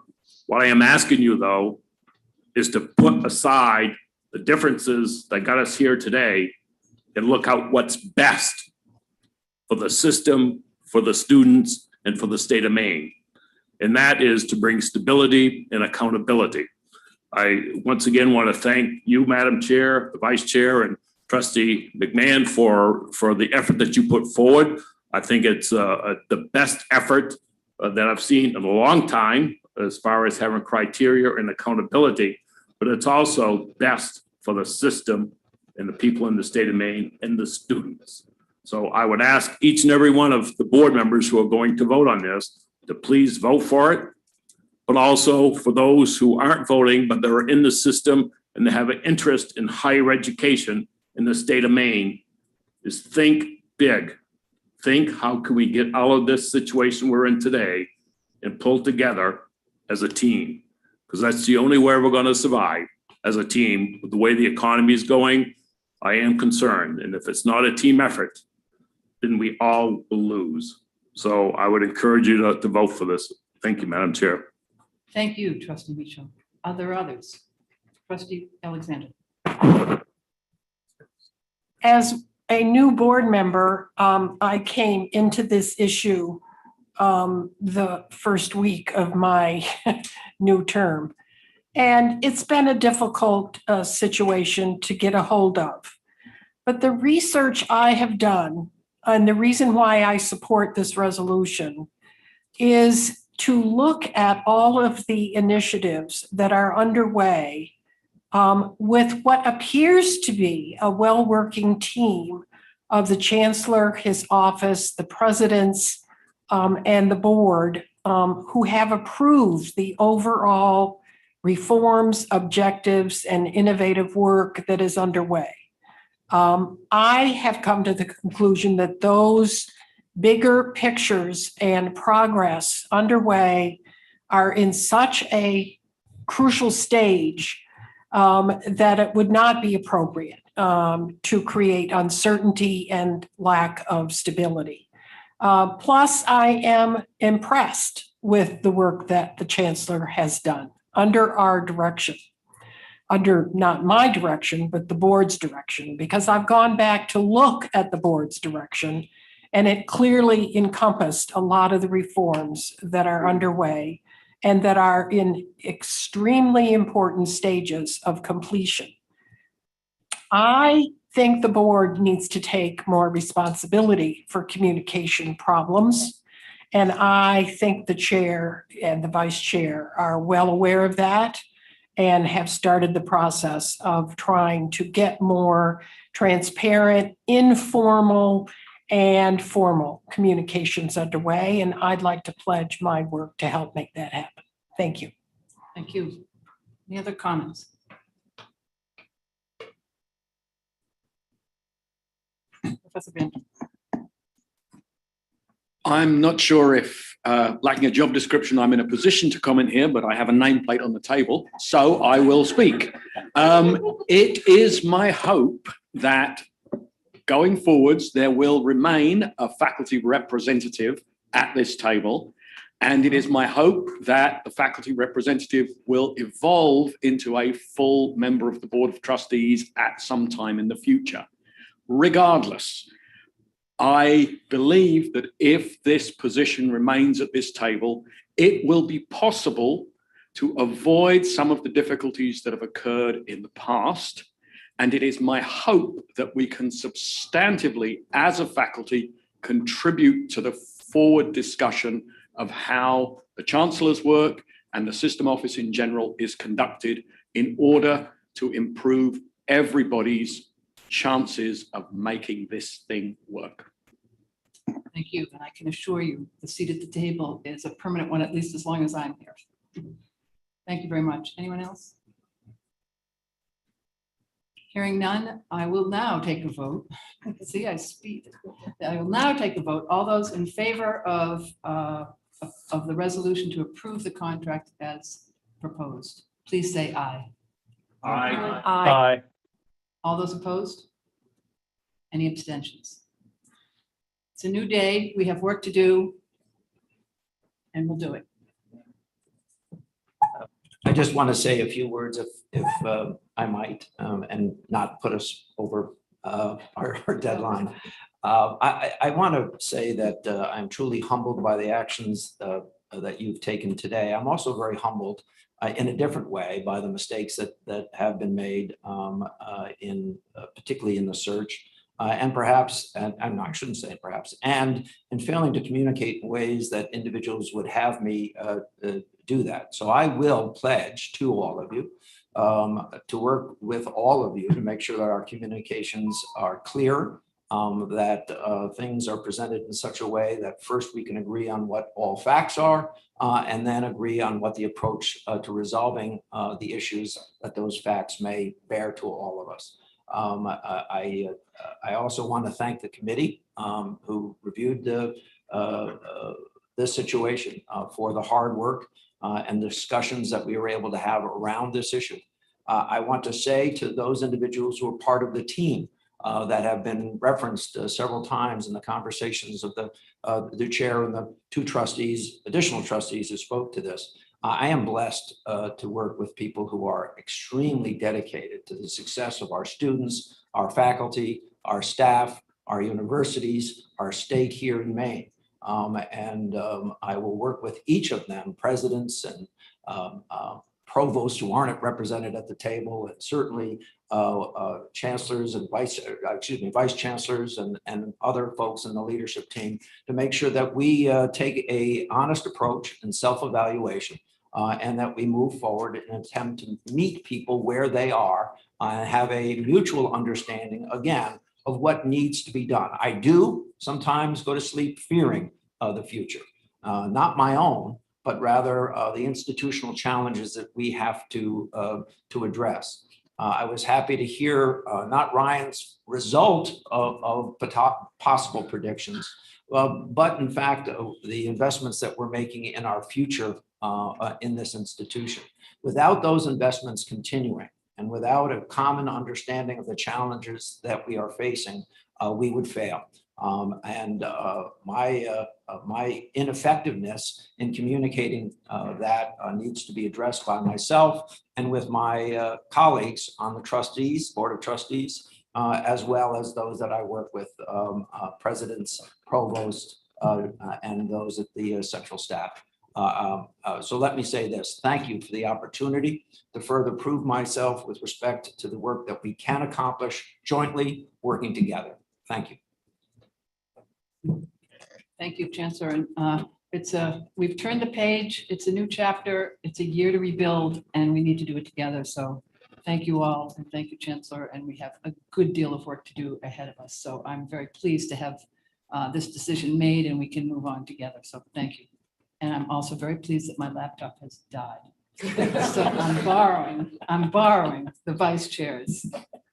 Our next item is the proposed tab 7, proposed changes to the Board of Trustees policy, section 103. Some of these are inherited from earlier work, and this is a clarification to the Board of Trustees policy regarding the chair and vice chair, to clarify that chair and vice chair must have residency in Maine. The text of the proposed resolution is that the Board of Trustees approves the proposed changes to the Board of Trustees policy, section 103 bylaws as presented. Could I have a motion? Moved by Trustee Kane, second by Trustee McMahon. Any discussion? All those in favor say aye.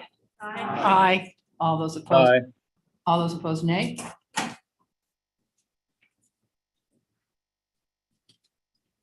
Any abstentions? Vote passes. And we're just moving right along here to tab 8. The proposed changes to the Board of Trustees policy 501, the student conduct policy, which has been again an issue long discussed. And we will hear from Associate Vice Chancellor Rosa Verdun. It's yours. I'm waving my team up. It's quite a walk. Hello and good afternoon. Matt, it's so good to see you at the table. As we discussed coming out of last year's review, there were several items within the procedures, otherwise known as the code itself, that needed to be discussed and improved. In addition, we gained valuable insight from our conversations with several engaged board members over the summer, fall, and into the spring, which further illustrated for us the need to clarify and streamline the procedures and to make clear what was in fact policy and what was the student conduct process and procedures. Our student conduct officers have spent the last almost 12 months now working through every element of the implementation of the code, and the Student Conduct Review Committee contained within board policy was convened to discuss the policy.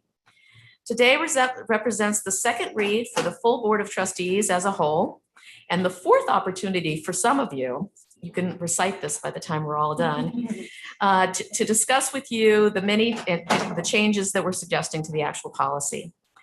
Coming out of both the reads of the Academic and Student Affairs Committee and the full Board of Trustees, we've incorporated the suggestions from those discussions. They include that the final approval of the Student Conduct Code procedure sit with a clear line of authority, in this case, the Chancellor upon consultation with legal counsel. This change has been made within both the policy and the code itself. Coming out of the May board meeting, a suggestion was made related to the trustee role specific to the code procedure itself. You'll see that included within this final draft policy. And you'll see two final adjustments as well. A clarification was asked for related to the training section of the policy. And a suggestion was made to ensure that we included faculty and staff to the language specific to the representation involved in the review of the procedural document. You'll see both of those in the document in front of you. There have been important and ongoing conversations with trustees specific to the policy and the code procedures themselves, both individually, within special meetings, and within both the Academic and Student Affairs Committee and the Board of Trustees. Your engagement, interest, passion, and feedback is appreciated more than you will ever know and has contributed to a stronger articulation of the policy and thinking through the procedures themselves. For a final reminder for those of you who might not have been involved in some of the earlier conversations, we are discussing the Student Conduct Code, which is not Title IX. Our policies related to sex discrimination, sexual harassment, sexual assault, relationship violence, stalking and retaliation, and Title IX sexual harassment sit within a different policy, in this case, Policy 402. And you'll be hearing lots more about Title IX policy, I believe, through this year as they make changes at the federal level. You're going to be hearing from 3 individuals today specific to the policy and procedures.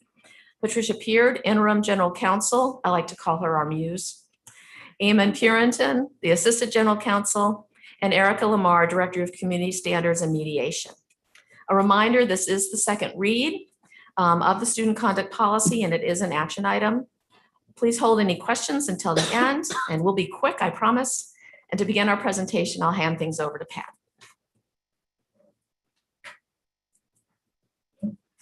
Well, we've definitely got the quick message here, so we're going to try to boil this down for you. Some of you have heard this many times. Some of you have not. I think the important issue here is, remember, we're asking you to split the policy from the procedures under the Student Conduct Code. Currently, they are all one document. So remember, anytime that we need to make a change in the procedures under the Student Conduct Code, we have to come back to the full board, which is quite a process, as you can see. We have to go through many different reads, and it is quite a laborious process.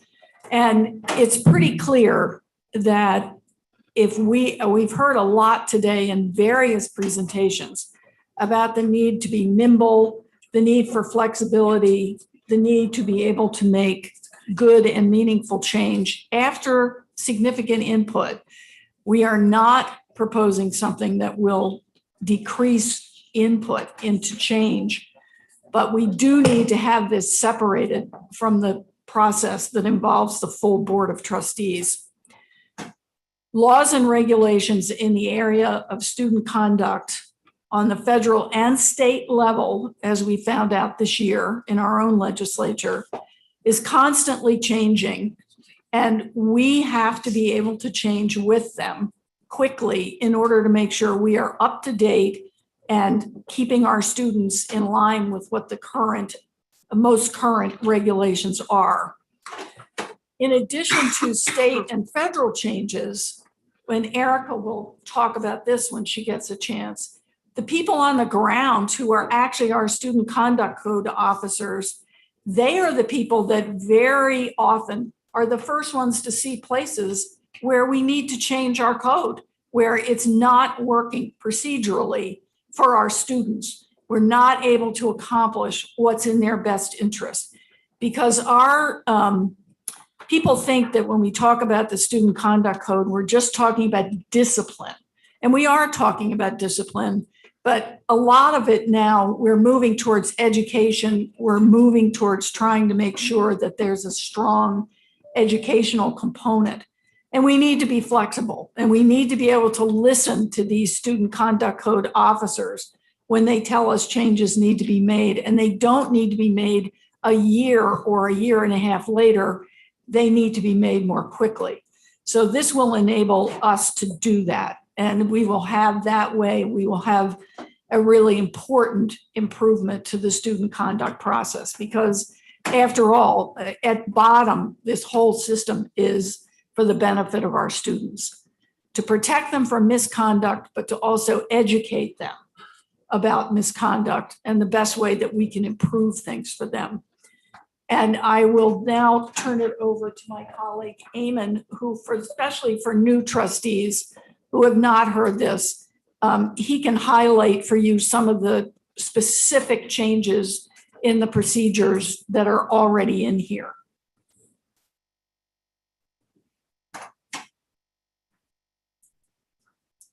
Hi, good afternoon. So just to reorient you, what is in your packet is a proposed policy for your approval and also for your awareness, what we are calling informally here, the procedures, which would be the student conduct code. And so along the same lines of what Pat was mentioning, the challenges in implementing the code, we wanted to, go to that slide, let me just talk about yes, thank you. This is one I was looking for. Thank you, Rosa. So I just wanted to highlight some of the areas that we've been focusing on the procedures, which really are focused on ease of implementation and approachability by conduct officers and students involved in the process, which are kind of discrete changes, but really crucial to creating a more flexible and approachable process. So reorganizing it, this is a lengthy document, and making it clearer for folks who read it and removing duplicate language is crucial for us. For example, conflict of interest is a crucial piece. Those parties involved need to be free of conflicts of interest, but we said it in 3 or 4 different places in 3 or 4 different ways. So just wanting to consolidate that language to make it more approachable. Also, we had a couple different paths that students and conduct officers can take to reach a resolution under the code, which very well intentioned. We do need some flexibility in different approaches for different offenses, but we found that in implementing this, some of those approaches were actually very similar and created some confusion. So what we've done is we've actually tried to streamline those by consolidating the administrative resolution and the conduct officer hearing from 2 down to 1 path, which we think will be a lot simpler for folks. We also eliminated the presidential appeal, which is a second level of appeal. What we found that it was quite cumbersome and created an extremely lengthy process where I think part of due process for everybody involved is to have as quick a resolution, a fair resolution that we can reach. And of course, involving presidents and their delegates in this process is far less than ideal. So we also added a lot to our definitions, which are crucial for anybody understanding what is going on in the student conduct code. You need complete and accurate definition. So we really took a deep dive into a lot of our crucial definitions. For example, making sure that everything was clear: violent crime, VAWA, witness, and reporting party. We've really just made it clear for the reader. So those are some of the larger changes that we're proposing in the procedures. And I'll turn it over to Erica. Thank you all. I've been really excited by the talk I've heard today about innovation, about forward momentum. I think this fits very nicely in with that theme of the day. And I will just say to the presidents, you're welcome for taking that off your plate. It was really something that was not being used, at least not in a very good way. I would just sum up this particular step as a way to articulate who we are, which is the policies themselves, and those don't change. They don't adjust over time. They're more of a mission statement and a value statement, whereas the procedures really do need to have some flexibility to them.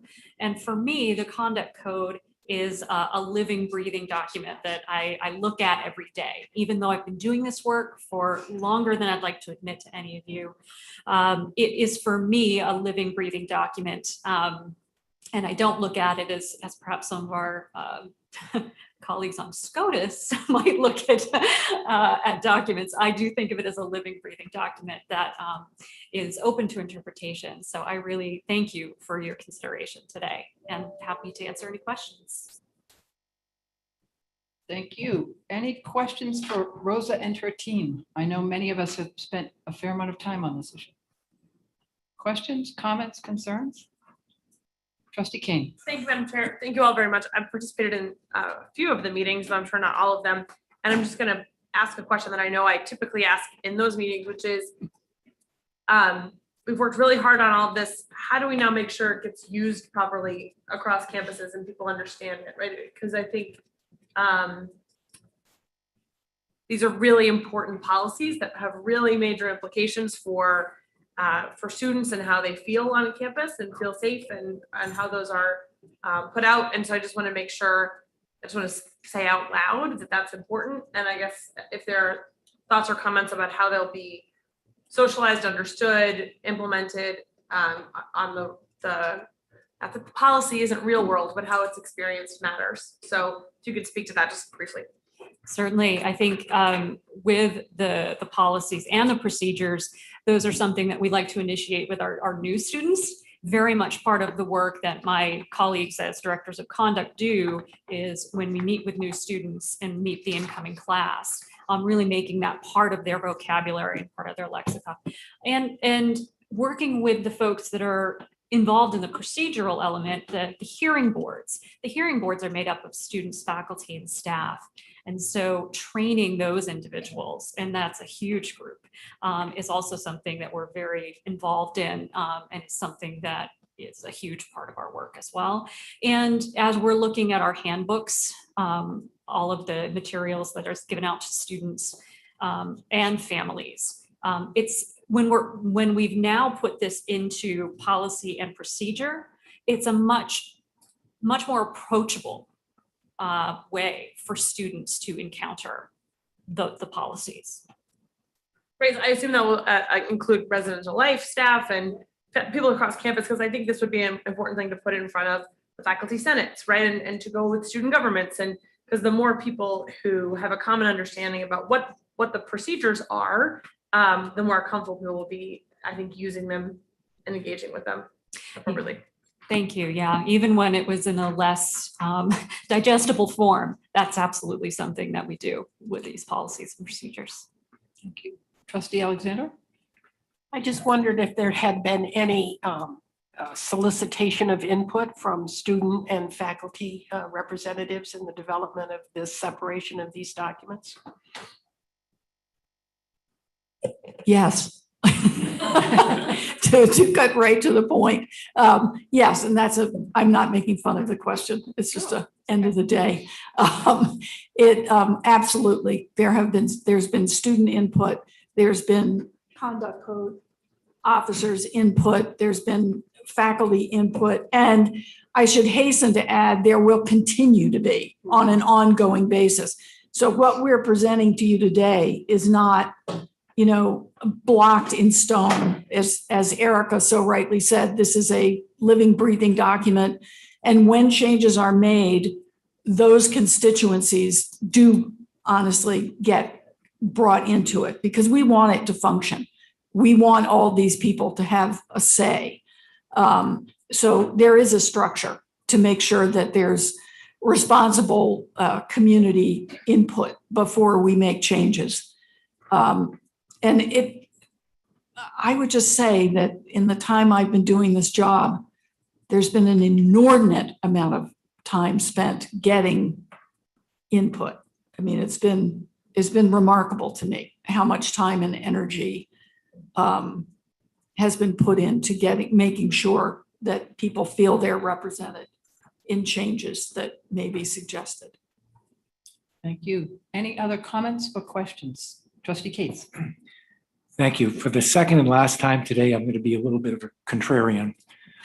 First of all, thank you for all the hard work you've done on this. And when they say that they sought input, they certainly did from the trustees and were listened and listened and listened, which I very much appreciate. And it makes all kinds of sense to separate the policies from the procedures for all the reasons they've said this afternoon. My one complaint, if you will, has to do with, and some of you heard this before, the amount of the type of due process which is afforded to students who are, I'm going to say, charged with an offense. I just wanted to differentiate between two different cases. In one case, someone is charged with sexual harassment.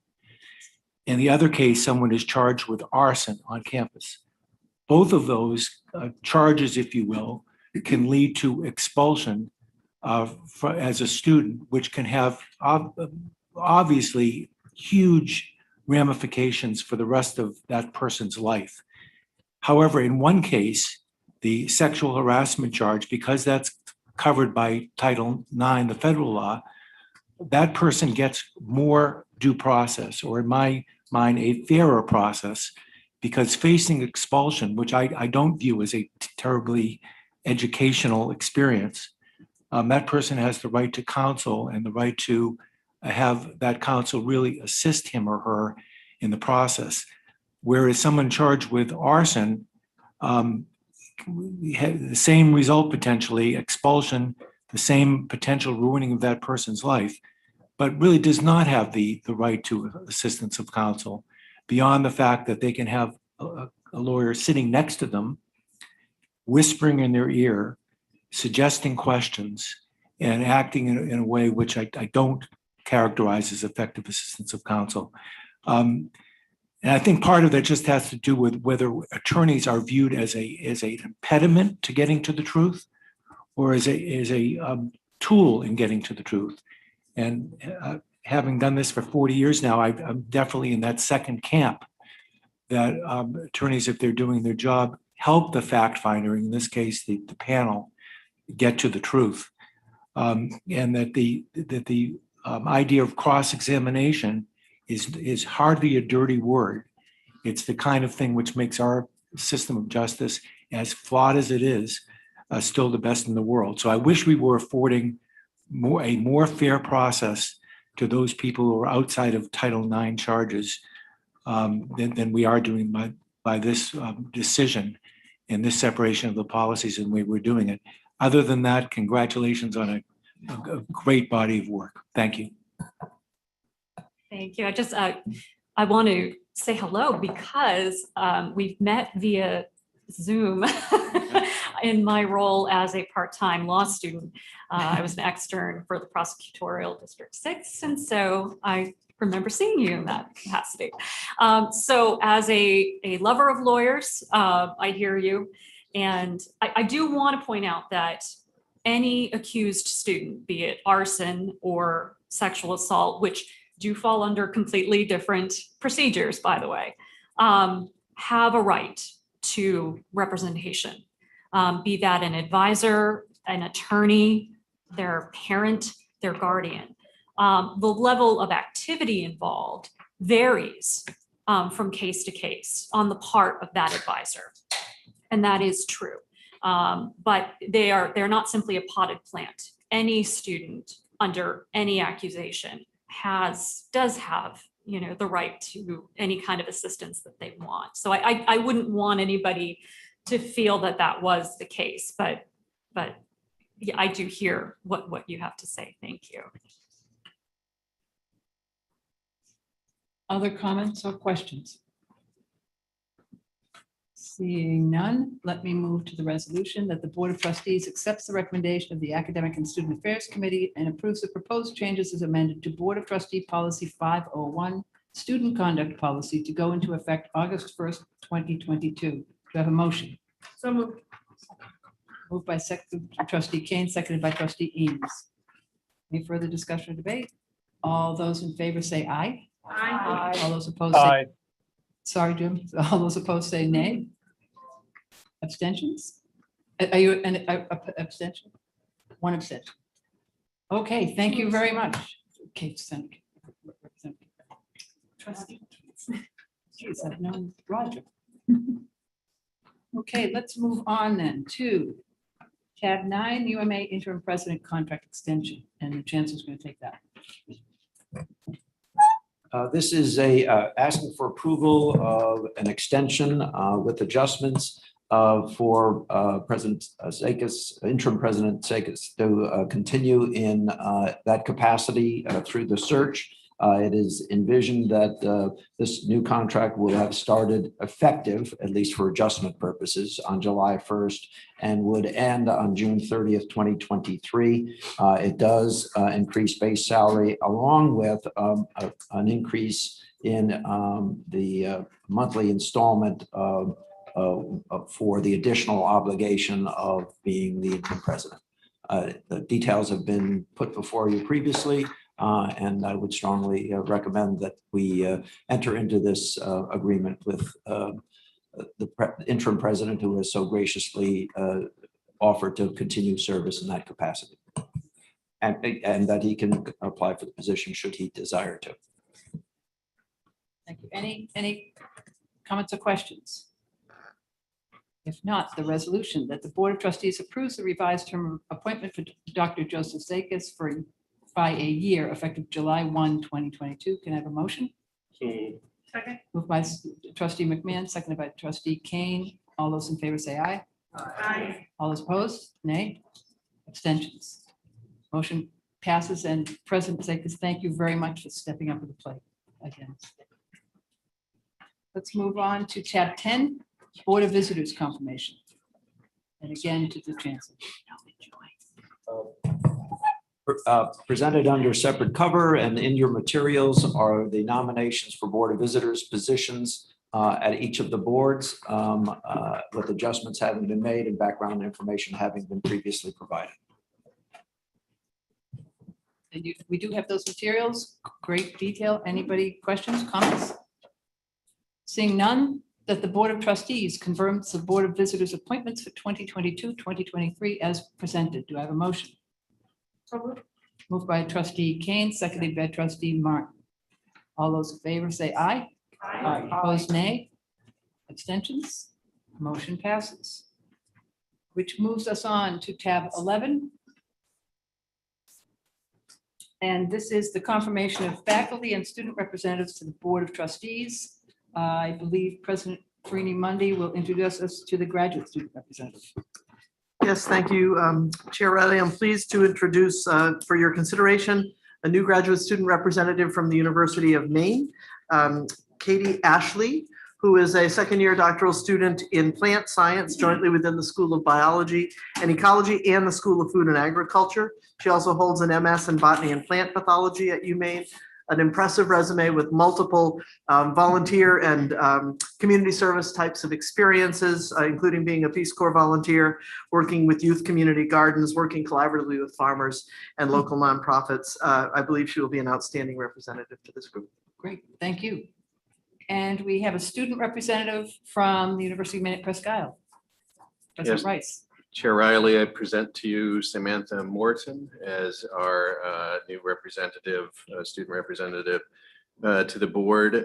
She's an exercise science major with a pre-health care concentration in preparation for a career in physical therapy. I should note that she is an outstanding student academically, and she did receive 2 A+ in English courses as an English professor. I especially appreciate that.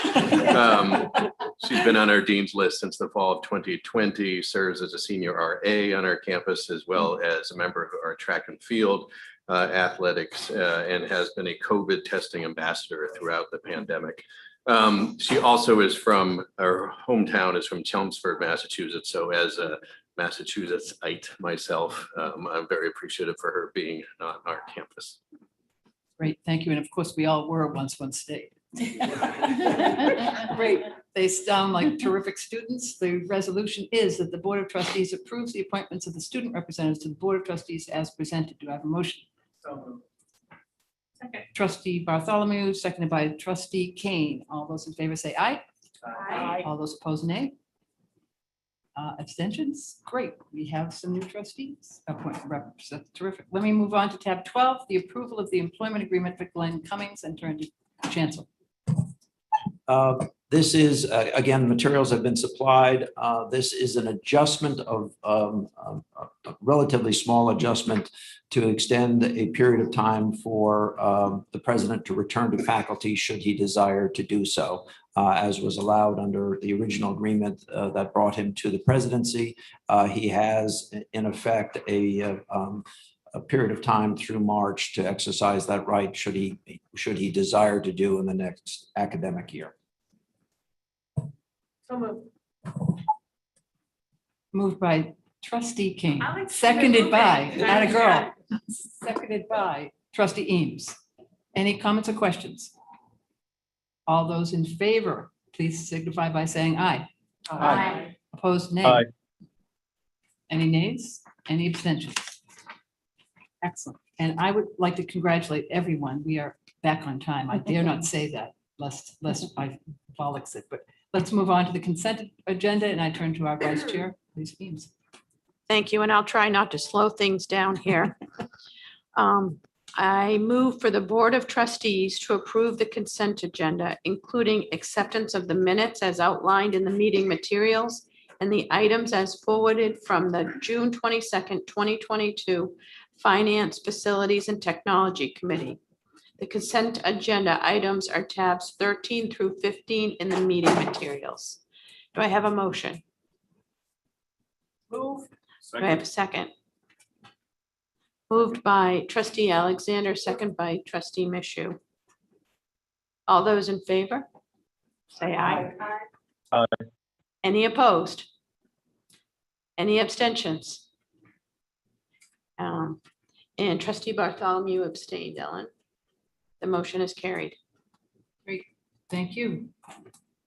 And now, last but certainly not least, we have an update on the strategic plan. Again, reminding everyone that we will have a permanent strategic planning committee, and we'll be adding faculty, student, and president to that. Could I just say one thing?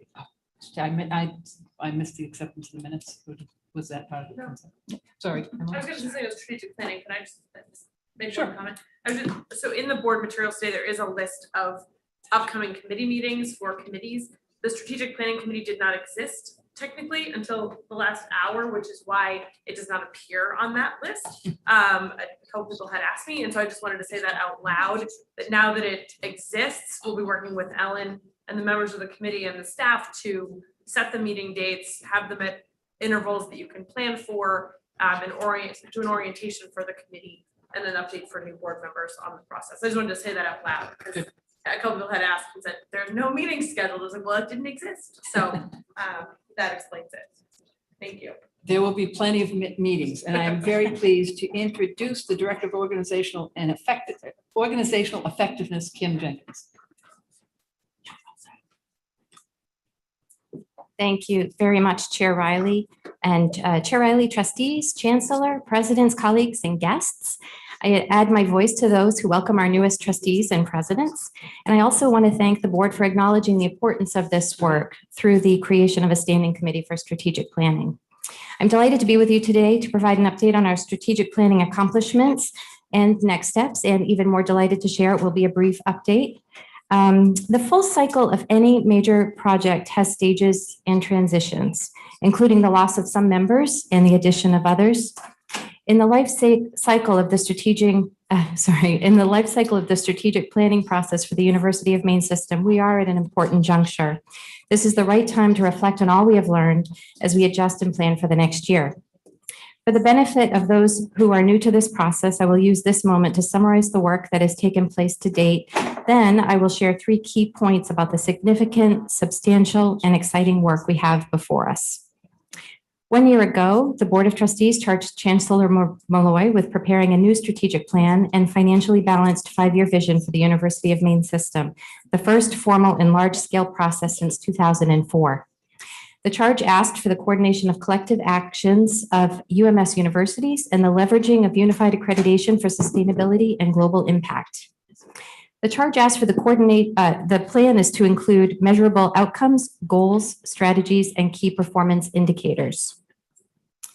The charge also called for a thoughtful process, one that would develop with the university presidents and Maine Law Dean, and with broad input from internal and external stakeholders, including political and community leaders. Last December, UMS engaged Huron Consulting Group to help UMS do just that.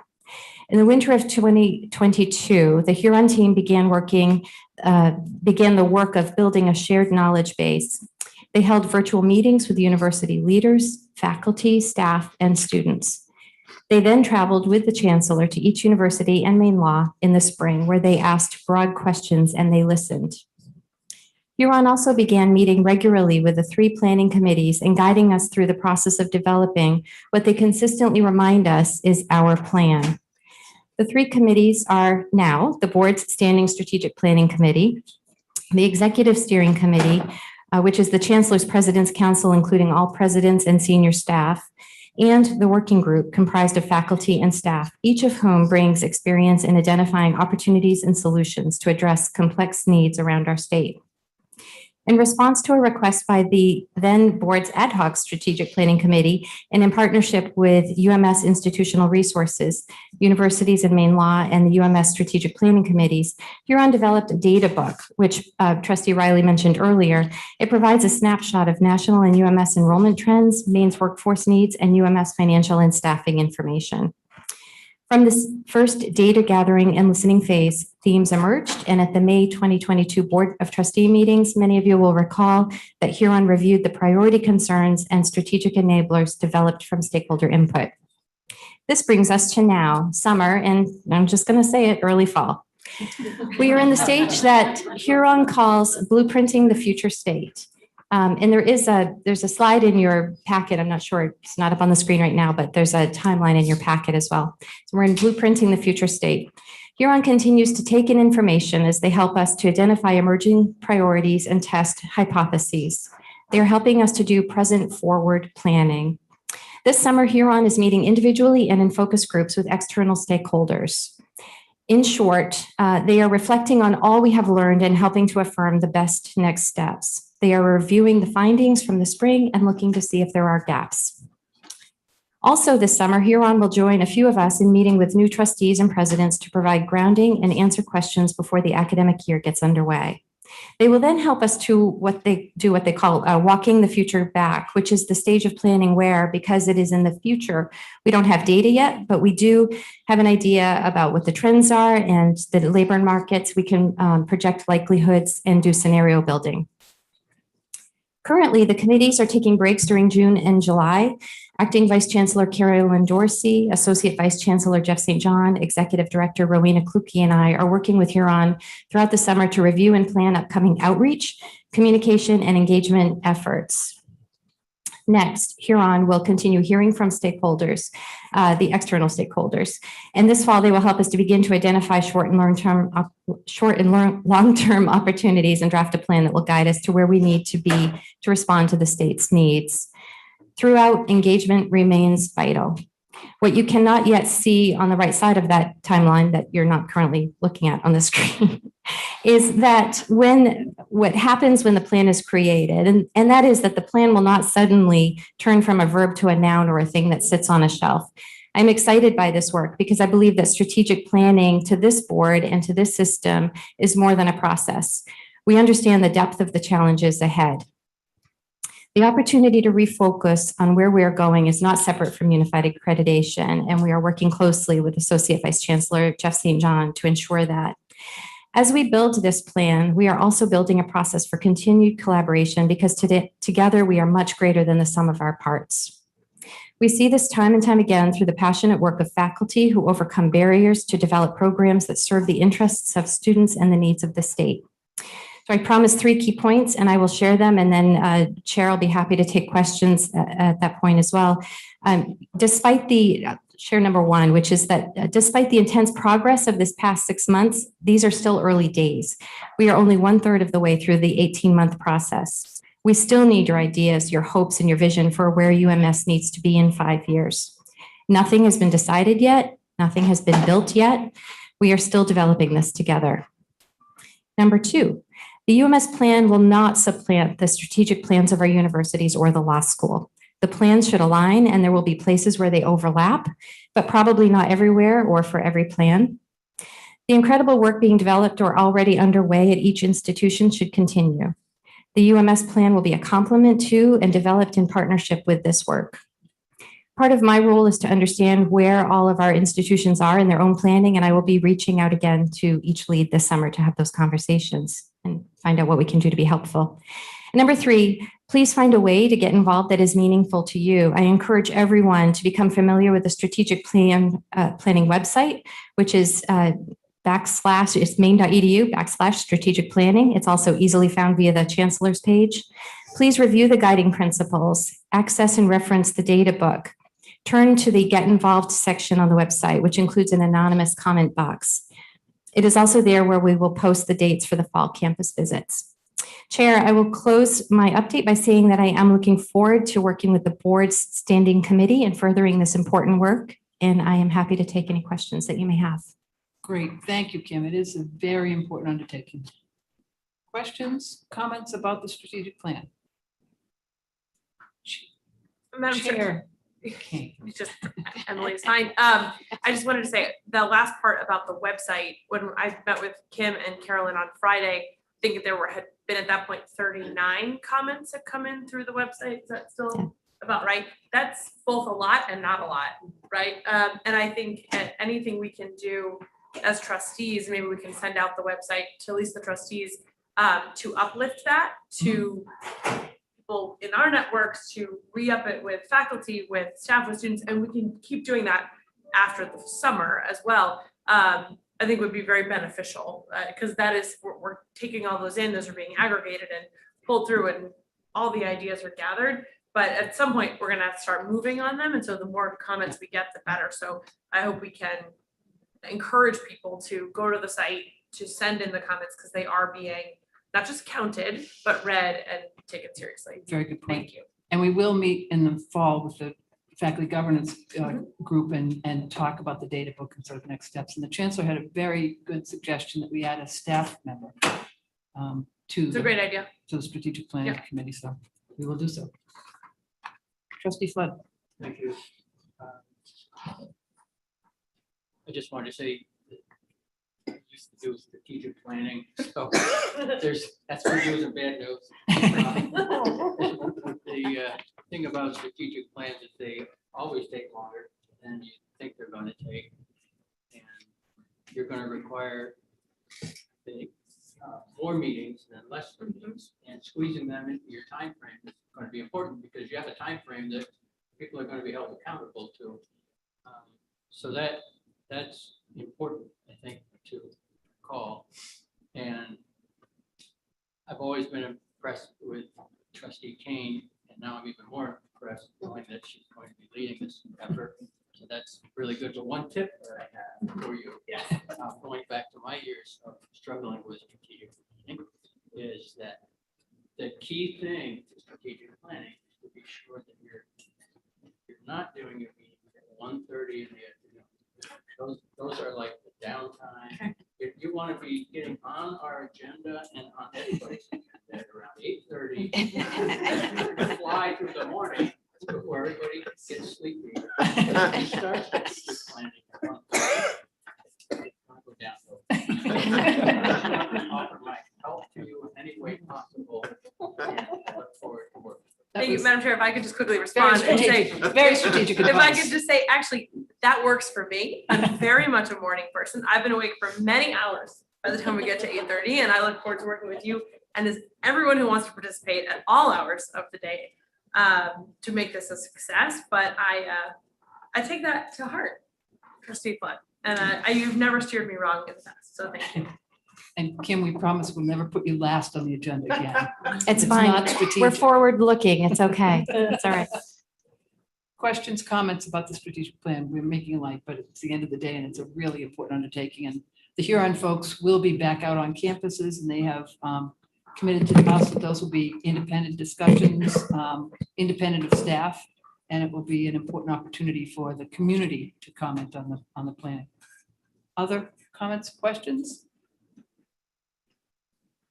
There is a small miracle that has occurred. We have finished early after starting so late. So I very much thank all of you for your help. Any final comments for the good of the university system? If not, I want to again thank the Chancellor for his openness to our discussions. We have now closed a chapter.